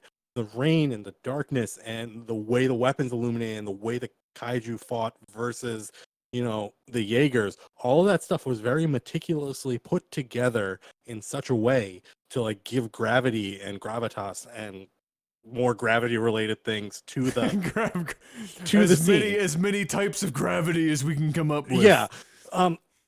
Wait, that's what I was trying to find. Wait, to the scenes, and you felt that in the movie. But even from the trailer when I was watching it, I'm like, this shit's taking place in like a bright, sunny area. It seems like really overblown in the color, and you've got all this like. I'm like, it's almost like it's like super happy for some reason. It kind of during looked this like fight. the Power Rangers to me. That's what some of the reviewers were saying. Kind Yeah. of Power Ranger, like more kid friendly vibe. And I was like sitting there, and I'm like, it just felt like it looked good, but it felt off. And then when I heard that Guillermo del Toro wasn't directing, I'm like, oh, that's why. Yeah, it made sense. Yeah, I think that's probably where all the problems that the movie has. So I went from like a must see on opening night to like I'll probably go sometime in the next week. Yeah, like no rush on it type deal. Yeah, I don't even plan on seeing it in theaters, even for the popcorn value. I'm gonna see it just because I'm hoping the sound is as good as the first one. That would be about the only reason I'd go to see it. But then my concern is, depending on who's operating the IMAX theater at the time, you either get amazing sound or you go deaf. So it's your two options. No. I think the sound guys came back from that, but we'll see. Yeah, no, so that's unfortunate because obviously Boyega is involved in this one too, and it's a shame that he gets attached to They said the script failed him. Yeah, it's unfortunate that I feel like he just got nailed twice now. Like this movie's probably gonna make a decent amount of money, but in Star Wars the script shit all over Johnny Boyega's character, and now he's got this movie that shit all over. They cut his scene. Character. They cut a big portion of his scene out from Last Jedi. Really? Like, apparently, because they said it slows down the pace too much. But apparently, him and Phasma were supposed to have a big back and forth on the ship. So instead of having the the super rush fight, there was like him going back and forth. Like he actually in one of the deleted scenes or screenplay. So we couldn't have like cut down a little bit on the SPCA animal shelter bit and had apparently it slowed down the ship fight scene too much. Because apparently him and Phasma went back and forth because like Phasma called him a traitor in Force Awakens. Yes. This is him coming around saying You're Yo, the traitor? why'd you take the shields down on Star Killer Base? Type Yeah. of thing. Like they were going, but they went at it. Maybe Like, maybe we get a director's cut eventually when it gets released. Maybe we get a director's cut. I'd be surprised. It should be interesting. But Um, they had some more on the Phasma scene in the cut that just recently came out. Okay, well there you go. Well, Boyega getting shit on. Poor guy. At least he's not out there bitching about it like Jared Leto, who was like, "Oh my god, if we had all the stuff that we had recorded, this movie would have been so amazing. If I was on the screen for like 50 more minutes, it would have been incredible." So at least he hasn't gone the Jared Leto route. Let's do Boyega's a some. consummate professional. This is true. This is true. I think he just loves his job so much he doesn't fucking care. Yeah. He just loves the fact that he's on the big screen. I don't think he's really. like, I like this helmet. I'm gonna buy it and put it in my house. Yes, exactly. He's in that phase. So let's do some tech support. Last week we didn't have the questions up, unfortunately. Okay, that's fine. I'll pick some out here. So last week we didn't get to do it because Jeff had to go and get ready to pack because he was heading out the next day, and we had run the podcast longer than like usual. 2.5 last week. Yeah, so we didn't get it. So I promised that we'd hold on to the questions to skim through them for this week and pick out a couple. And so you guys didn't do any, I think, the week before either. We should have 2 weeks worth of questions, maybe. Did we not do it on the 50th? I thought we did because this was the 50th episode. I thought we did. I don't remember. Or did I forget? Or was that the week? Or was that the week that I forgot? That was the one I was watching Avengers. I can't remember. We might. Oh, I'll check and see if we have. Well, we should. If I posted one. Yeah. Okay. Well, I have. Okay. So I've got some here. Hit us up with a riff for technical support, Adam. Have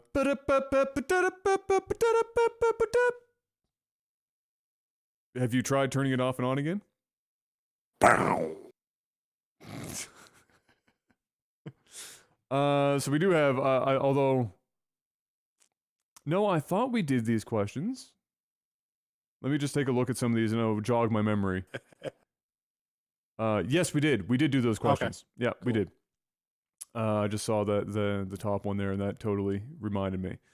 All right, so from last week though, we'll start with a couple of these. This I guess might apply to you. I think you've been hitting up the gym a little bit more recently, right? You've been hitting the iron. You've been hitting the iron. I need to get in shape for these things. You've been getting the thigh master going. Just making it happen. Working on them on the thickness. So we'll go with this one to start. This comes in from Brain Doc Dre. $80 lifetime supporter, like the legend he is. Said, what is your gym exercise / day of choice? Is Adam all forearms all the time? You've obviously never seen my forearms. Or Adam's like a stick. Can be now or back in your prime, your pick. All right, so what is your, I guess he's asking is, what is your favorite day at the gym? What muscle group do you enjoy doing it at the gym the most? Well, we'll talk about two. There was my prime, and then there's now. Okay. I hate cardio, so cardio has always been a problem. But when I was in my prime, this was when I was in college. I used to do taekwondo for about, I'm gonna say, 15 to 16 hours a week. 4 of those would happen on Thursdays, where we'd do an hour of regular class, which was, a combination of exercises, drills, and some technique stuff. And then we would have a break for maybe like 15 minutes, and then we would do the advanced class, which if the teacher liked you, you'd be able to go to, or if you were at a higher belt rank, you can go and, train along, which would be another hour of even harder exercise drills and techniques. And then, since it was Thursday and we'd started earlier, you'd get about a 10-minute break, and then you'd all put on your pads, and then you'd have 2 hours of sparring. Like, damn. Where you'd get it, not all continuously. Like you'd have 8 people get on the floor, pairs of 2, and you'd fight for about 5 minutes, and then you'd go off for a couple minutes, and you'd get Well, back on. you'd be dead if you tried to spar for 2 straight hours. I've sparred for about an hour and a half straight, and it went. I had those during belt testing, and I actually had to go off the floor because this was my first time doing sparring that long, and I didn't have the calluses on my feet, so. Oh, you were just bleeding profusely? Yeah, and I was just like, and the instructor's like, you know what? You kept at it. You can go off now. He realized he's like, oh yeah, he's one of the new guys on the fight team. So, Yes. because he kept the 4 people on the fight team on the floor for the testing, and we were all padded up, and then the other people we were fighting were not in pads. So like they would come up and they would fight us, and then we'd think, oh, we finally get to rotate off, and then he'd be like, okay, left side stay on, which was us, and then right side switch out. So every 5 minutes is like another 4 people we're going up against. And after like an hour, we realized he's not letting us off the floor. All right, so that was then. And what about now?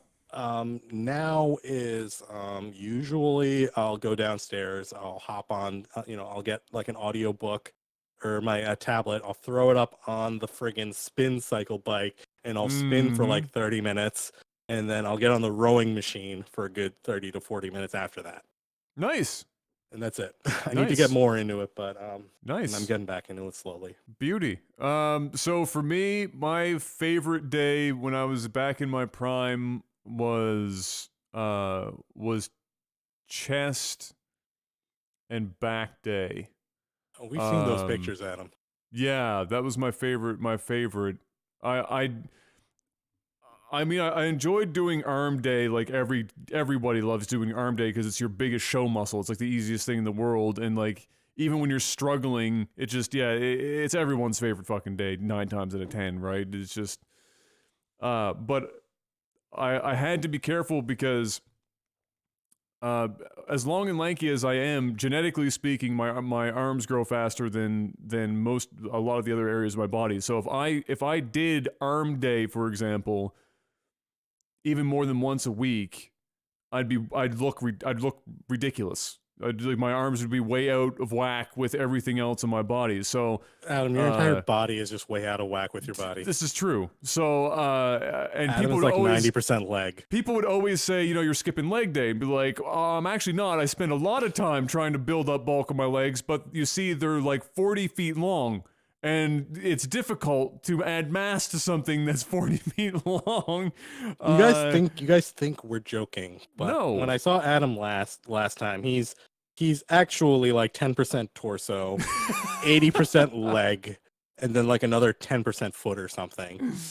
Yeah, and then his head's somewhere on there. Head's somewhere in that like that last Canadian 1%. Canadian hinge joint.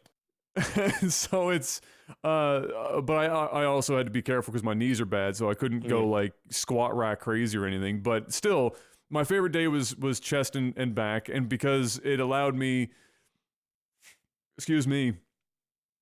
to broaden this way, because I am very super lean and super tall. So if I'm not doing chest and back and shoulders too, I suppose, to a degree, if I turn sideways, I straight up, I pull a Paper Mario and I disappear. So I need to, I liked working on that, even though my chest genetics are terrible. But what it also allowed me to do is work on my triceps, and my tricep genetics are fucking out of this world. I've got natural horseshoes, so when I go to the gym and I do tricep exercises, it's like that's my show muscle is my tricep, and it always looks like it's flexing. People always accuse me of flexing my triceps, but that's just genetics. For me, my genetics are in my calves. Like my thighs are thick, but my calves, I don't do running or anything, but I went to school on a campus that was literally uphill both ways. We don't know how, it just was. It was literally built into the side of a mountain. And 10 years later, despite not really exercising my legs, I still have my calves. Like, I've gotten doughy and larger everywhere else, but my calves are still just as jacked as they were back then, and I don't know why. Yep, that's not me. Even at my peak in basketball and going to the gym and building up, because I had to be able to jump, building up my leg strength and my calves specifically, never really all that big. Ever. They're so long. It's like I can't even fathom the amount of effort it would take to try and fucking blow my calves up. It would be I'd be spending my entire life scientifically trying to make it happen. So I just accept the fact that I'm just going to be, you know, long and lean and live with it. But now Got to start doing squats. That's what I got to do. Yeah, I can't really, honest to God, do squats. My knees just won't let me do them. I got the wrist problem. I can't keep my right side balanced. Yeah. My right wrist is really weak. So I stick to lunges. So I do front, back, and side lunges, which build up your legs just as well. It's perfectly fine, and it takes a lot of the pressure off of your knee joint. And when you're really tall, you have to be increasingly flexible to do squats because when you go down, you're going down so far, you end up folding like a lawn chair. A lot of weird leverage on your legs. Yeah, and it's similar with deadlifts. I could never really do a traditional deadlift because my legs were so long they'd get in the way. My arms weren't long enough to make up for it. Yeah, so I'd have to like resort to sumo deadlifts, which don't really target the same muscles. So I have to strengthen my back and glutes and stuff differently than somebody who would be like 6 foot tall, who's not wildly out of proportion. So lots of challenges when you're taller, unless you're a freak like LeBron James. So he's 6'8", but his body mechanically is built 6'2", which almost that's the lottery. You don't get that ever. He's a freak of nature. So normally you go north of 6'3", and you fall apart. There's a reason why if you look at bodybuilders, the tallest they tend to get these days is 6'1". There's not very many people that go above 6'1". Even Arnold Schwarzenegger back in the day, before the bloated, you know, terrible bodybuilders of today, when it was more about aesthetics, even Arnold was on the brink of being too tall to be a bodybuilder, and he was only like, I think he's like 6'3".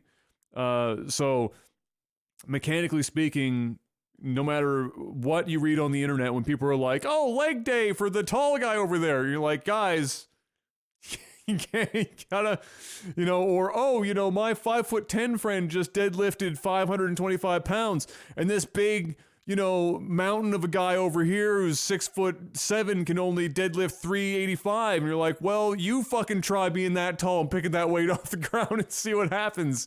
Your center of gravity and your gravity's a bitch. It is a son of a bitch. Today, my favorite exercise is putting food to my mouth. Because I haven't Have you tried the rowing machine? I've done rowing machines. I used a rowing machine. Well, I shouldn't say the rowing machine, but what is it even? Being surprisingly good just for being able to pace yourself and just get a good like full body on it. You can. Well, I mean, it is really great full body, especially if you hold form and you pace yourself and you're not going too fast. I didn't use. My dad had a rowing machine when I was growing up, like one of those classic 1970s, Are you talking all brown, like House of Cards one? Brown and tan. You know, everything was just, it was a beautiful old machine. I used that when I was like a kid. I thought it was the most fun machine in the fucking world. But at the gym, all the gyms I went to didn't have rowing machines. They just had, you know, you could technically get a row on when you have like the pull down bar, but they have like a cable pull at the bottom, and you can still kind of get the same motion. Similar idea. That's what I would use. I'd use that, and I really liked that actually a lot. Again, back days I enjoyed, so I liked having the double handle on the pulley and getting an almost not locked knees, but a really long stretch, so I was bent over and really using as much starting in the lower body. Over. Yeah, absolutely. And then getting a lot of that because it allowed me to build up my lower back strength, starting the motion of sitting up and then finishing it, pulling it in towards the chest. That was a favorite exercise of mine for sure because it increases your grip strength, it increases your low back strength, and if you do it properly, it really does a good job building up your back. So yeah, my current exercise routine is nothing. I imagine when I get going again, my favorite day is going to be yoga day because it's going to be the thing that it gives me my mobility back. I'm actually going to go to a physiotherapist after the move is over. I've been getting PT on my wrist for the past couple of weeks. Yeah. And like after they did all the stuff to it, I'm just like, it hasn't actually, like, I haven't had this level of mobility and not swelling and like actual normal feeling all the time. So it's like great. Yeah, I missed out. I'm like, what have I been doing for the past 4 years? That's, you know, I plan on doing that because for my knees and lower back, I know I have muscular imbalance that I need You to should like see a kinesthesiologist or whatever they're called. Yeah, well, luckily my cousin is one. The problem is she lives across the country, and she's going to be here visiting, but I don't want to inconvenience her. I don't want to be like, oh hey, I haven't seen you in like 9 months. Do you want to give me a quick little go over and tell me, you know, what's wrong? You should be like, can you give me a quick go over? I'll buy you lunch. Yeah, so I you know, they're only here for, you know, she's only here for a couple days, so I'll let that go. But I did ask her if she has her friends some friends of hers that are in the business still here in the city, and she does, so I'll see them. That works. And yeah, and sort it out because I know I have some imbalances in my hip flexors and in my my what is it called? The glute medius. It's the mid glute, and The mid ass. the mid ass. Is that like? Are we talking like horizontal mid or like vertical mid or depth? No, it's mid? the band. It's a band. It's a band that literally kind of separates, I guess, the area of your of like the bottom. You know, the gluteus maximus type deal, right? And then what would be the top band next to your hip is the piriformis, and there's a glute medius there that a lot of people, it's weak because we sit so much. But it's I think it's that in combination with a couple of other things for me, muscle imbalances around my knees that are pulling my kneecaps off to the side.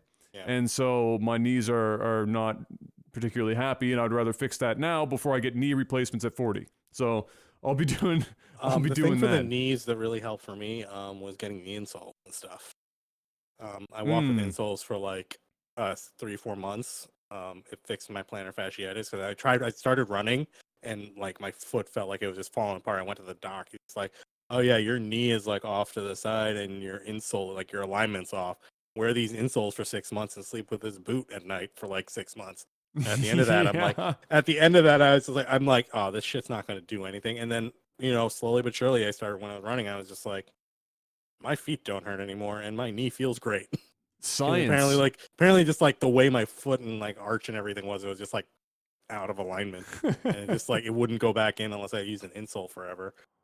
Isn't science great? It's wonderful. So there you go. So there's our answers for that. But I imagine, you know, more recently or more, you know, in the future, it will be when I'm doing my DDP yoga again to get my mobility back. And then it's still, when I'm lifting weights, it's always going to be chest and back day. That's all it's going to be. I'm going to love doing that. I have my genetics are my triceps, and I have unfucking believable shoulder separation in my muscles.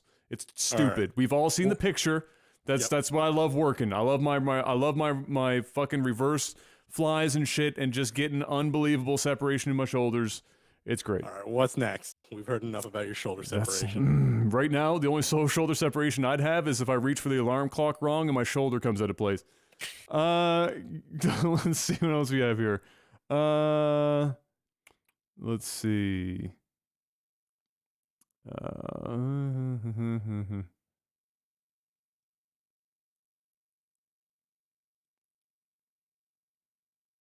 Okay, this is a out in left field, completely random, deep question, but since it comes from Postal Panda, who, by the way, is brace yourself for this. Brace yourself for this, all right? $2,050 lifetime supporter. Jesus Christ, man. Fucking brace yourself for that shit. All right. Says, is it possible to love someone without having sex with them, i.e. a platonic relationship, and for the sake of discussion, let's remove the obvious family member situation. Is it possible? Yeah, I'd say yeah. I have a couple of friends like that. 100%. I agree. I think it's as simple as you know, when you think about the long-term viability of any relationship, it is almost never hinging on the quality of sex over the course of 60 years, right? Like it's like sexual compatibility is absolutely like a must the vast majority of the time. Not all the time. You never want to say all the time, but the majority of the time. And for good scientific reasons, as well as just reasons that you don't want to have to think about all that frequently.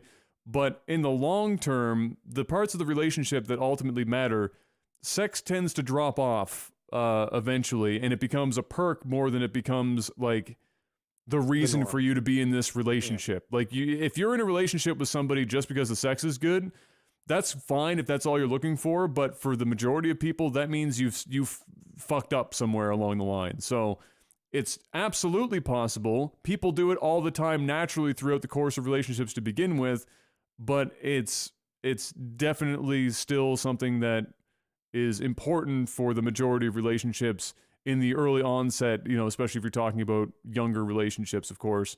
But yeah, in my opinion, absolutely. I think that's absolutely possible.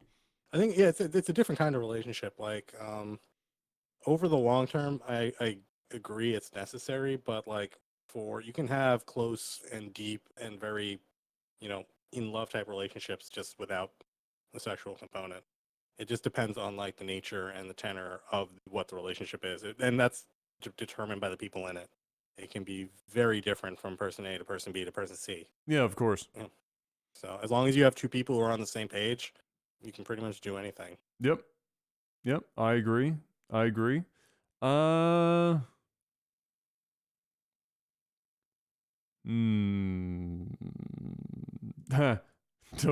Toad of Steel, who is also, brace yourself, $1,200 lifetime supporter, said if you could immediately and permanently shut down one social media platform, and it can't just be immediately recreated under a new name, what would it be and why? You're going to have to repeat that one. If you could immediately and permanently shut down one social media platform, and the condition here is it can't be just immediately recreated under a new name. So when he says permanently, okay, there you go. I don't think Tumblr's relevant enough anymore for me to want to shut it down permanently. I just don't think it matters anymore. I'm going to go with Facebook. My brother works for them. I don't want them down yet. Your brother would obviously find perfectly fine work anywhere if Facebook existed or not. Let's be honest here. I would keep Facebook open for one reason and one reason only. It keeps all the parents occupied.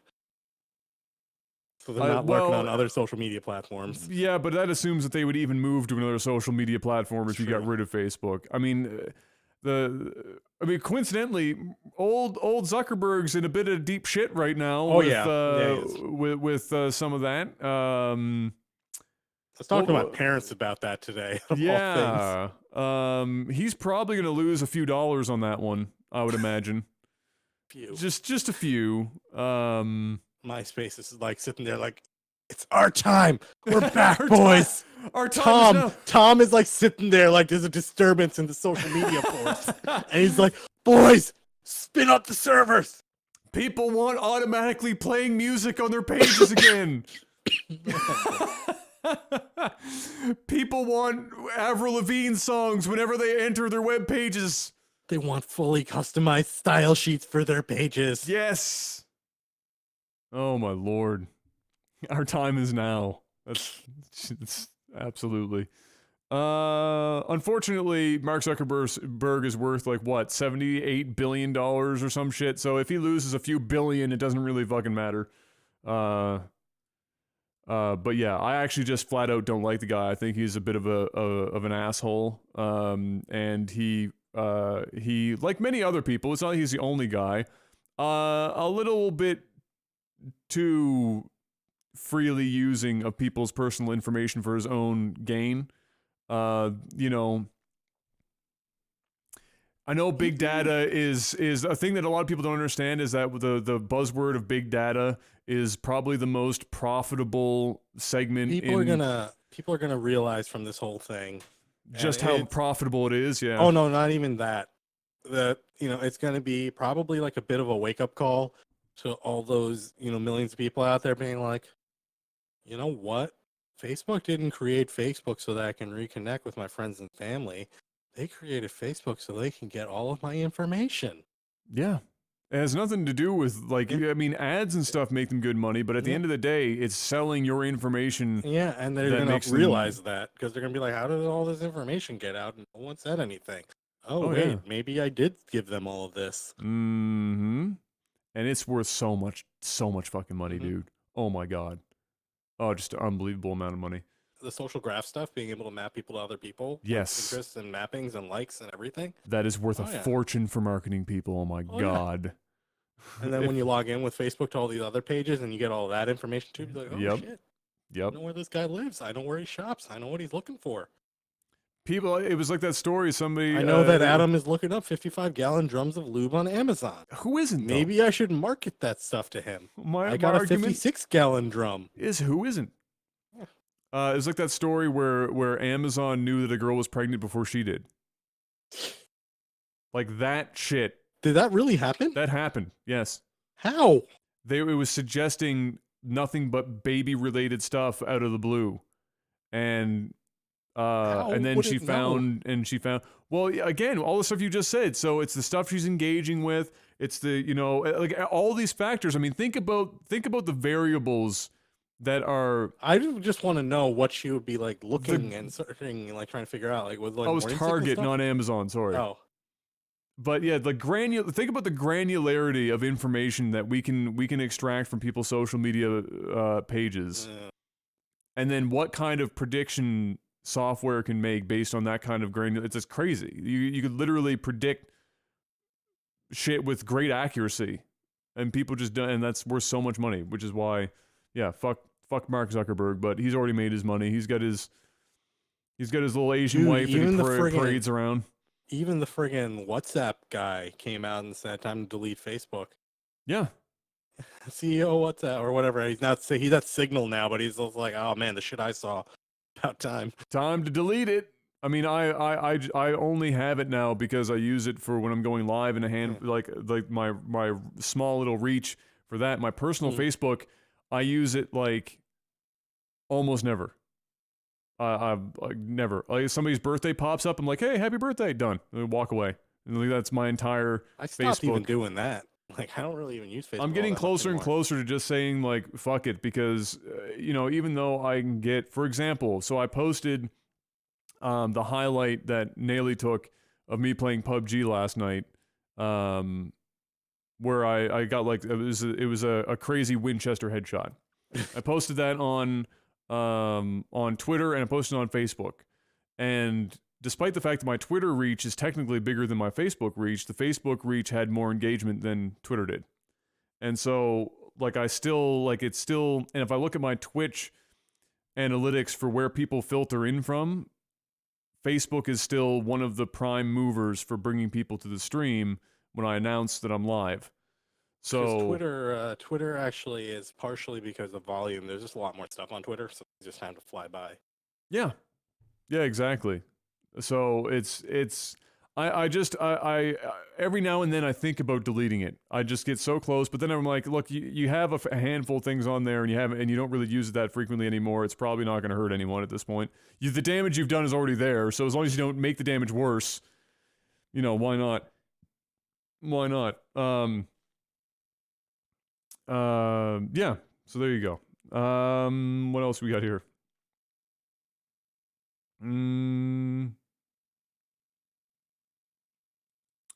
We kind of talked about that coincidentally already.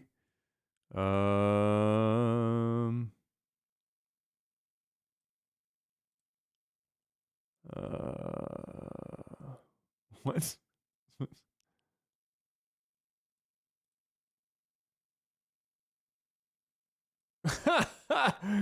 Okay, this is just a fun question, and then we'll move on to some of the questions. We only had a handful this week, so we'll move on after this one to this week's questions.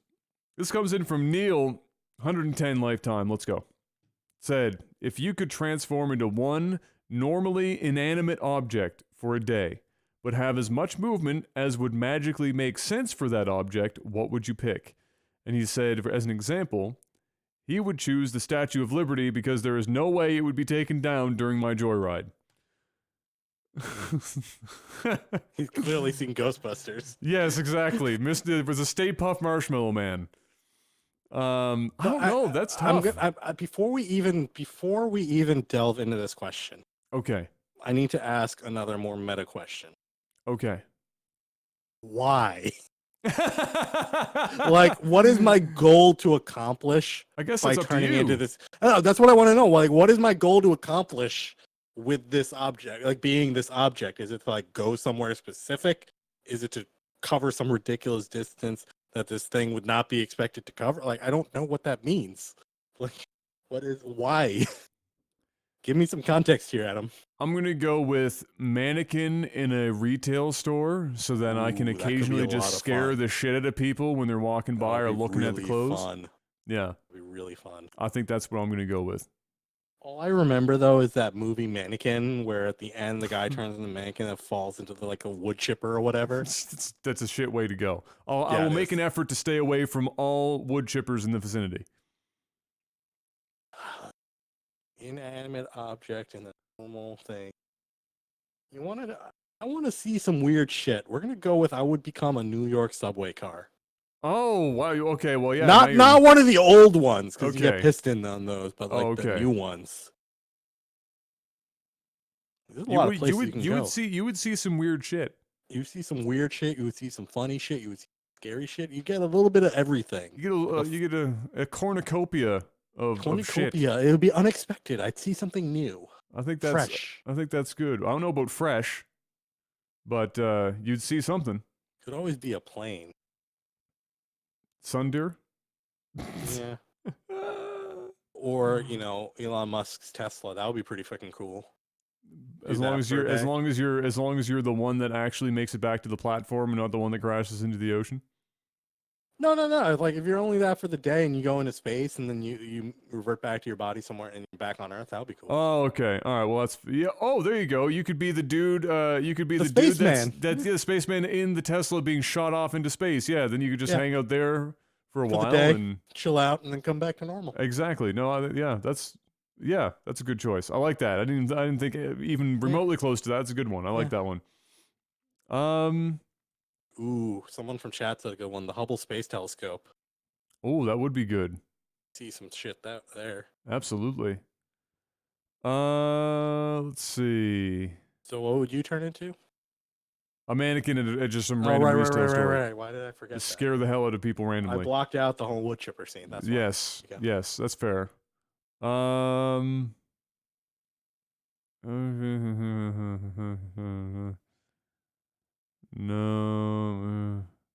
Oh, it's great. All right, this is good. We're gonna end on this one because really, I don't know. I don't know how it gets better than this. Got a meeting to hit up soon. Yeah, no, and it doesn't get any better than this. All right, this comes from Chico, who is one of our current $250 pledges for a lifetime total of $750 because he's a god. Nice job, Chico.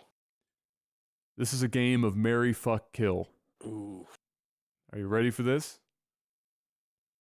Nicolas Cage, Tom Cruise, Shia LaBeouf.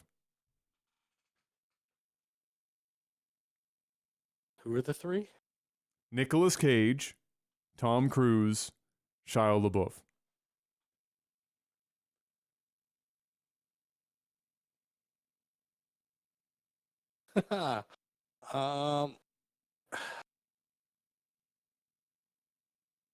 That's hard. All right, I got you. I got you my answer. All right. I don't have that much malice towards any of This is literally it's in the order in which I would pick this.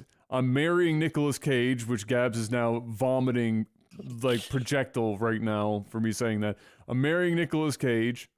I'm fucking Tom Cruise, and I'm killing Shia LaBeouf. Just because he was part of the Transformers movies, and I just can't let that go. You get it? I'm not going to be able to forgive him for that. And I don't want any shy, and I don't want to marry him because he's just going to. I don't want any shy surprises. So, yeah, like Nicolas Cage is too much of a wild card for me So I feel like Tom Cruise is way more of a wild card than Nicolas Cage. Yeah, but I feel like I'd be able to. I feel like I'd be able to survive Tom to divorce him and get a chunk of that Mission Impossible money. I don't know. Scientology's pretty crazy, bro. Yeah, I know. It's kind of weird. They kind of stalk you for life. That's true. Yeah, so I would probably marry Shia LaBeouf just, because he's been coming around more normal recently. Until, he decided that he's doing that movie Yeah. about himself where he's going to play his father and then some other. Yeah. Why not? Cruise, if it's like a one night stand, get out of there type situation, yeah, I can go with that. Okay. But I don't want to kill Nicolas Cage though either because he's such a wild card. I don't know what he's gonna do, but I kind of have to in this case. I feel like of all the three, if it came down to it, if you were actually trying to kill Nicolas Cage, he is the highest probability of killing you first. I think Tom Cruise would have the higher probability of killing me back. Have you seen the shit Tom Cruise does?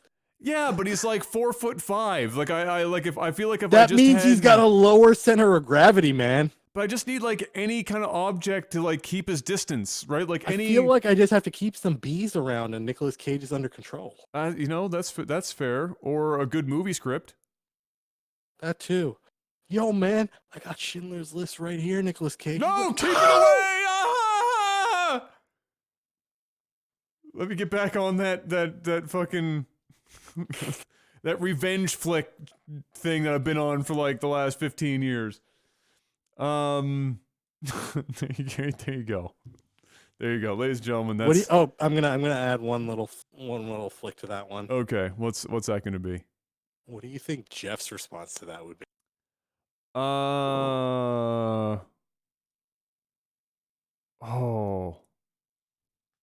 think Jeff marries Tom Cruise. I think he marries Tom Cruise. Yeah. I think he fucks Shia LaBeouf and kills Nicolas Cage. I feel like we should have any viewers who want to give us what they think Jeff's list is, and we can ask Jeff next week. Yes, and give us your list as well. Yes.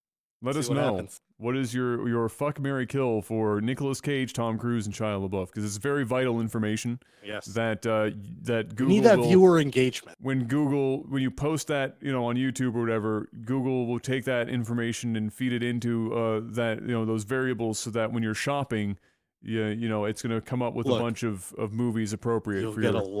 You'll get a lot fewer Shia surprises when you're shopping if you give that information to Google. Nothing worse than a Shia surprise when you're on your Amazon tip just trying to make some shit happen.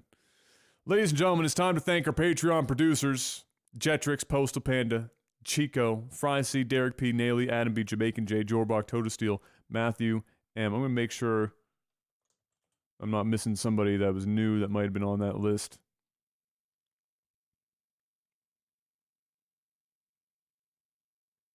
I don't think so. So there you go. We didn't miss anyone. Magic. So there you go, ladies and gentlemen. Thank you so much for listening. As always, if you're watching live here on Twitch or if you're watching this on YouTube, you can go to technicalalpha.audio for all of your RSS feed needs, whether that's a link through to iTunes, or Google Play, or just the raw RSS feed if you're using something like Podcast Addict or any of those programs as well. Eventually, in the coming months, my plan is to weasel our way onto Spotify, since they've opened that up a lot more to more podcasts, so you'll be eventually able to catch us there. And thank you, as always, to all of our Patreon supporters, big and small, because you guys have been absolutely fantastic for a really long time, and we're coming up on our first full year, and we're still here, for better or worse. Shit. So thank you again for watching and listening, guys. We'll see you guys next week, and until we do see you, peace. Bye.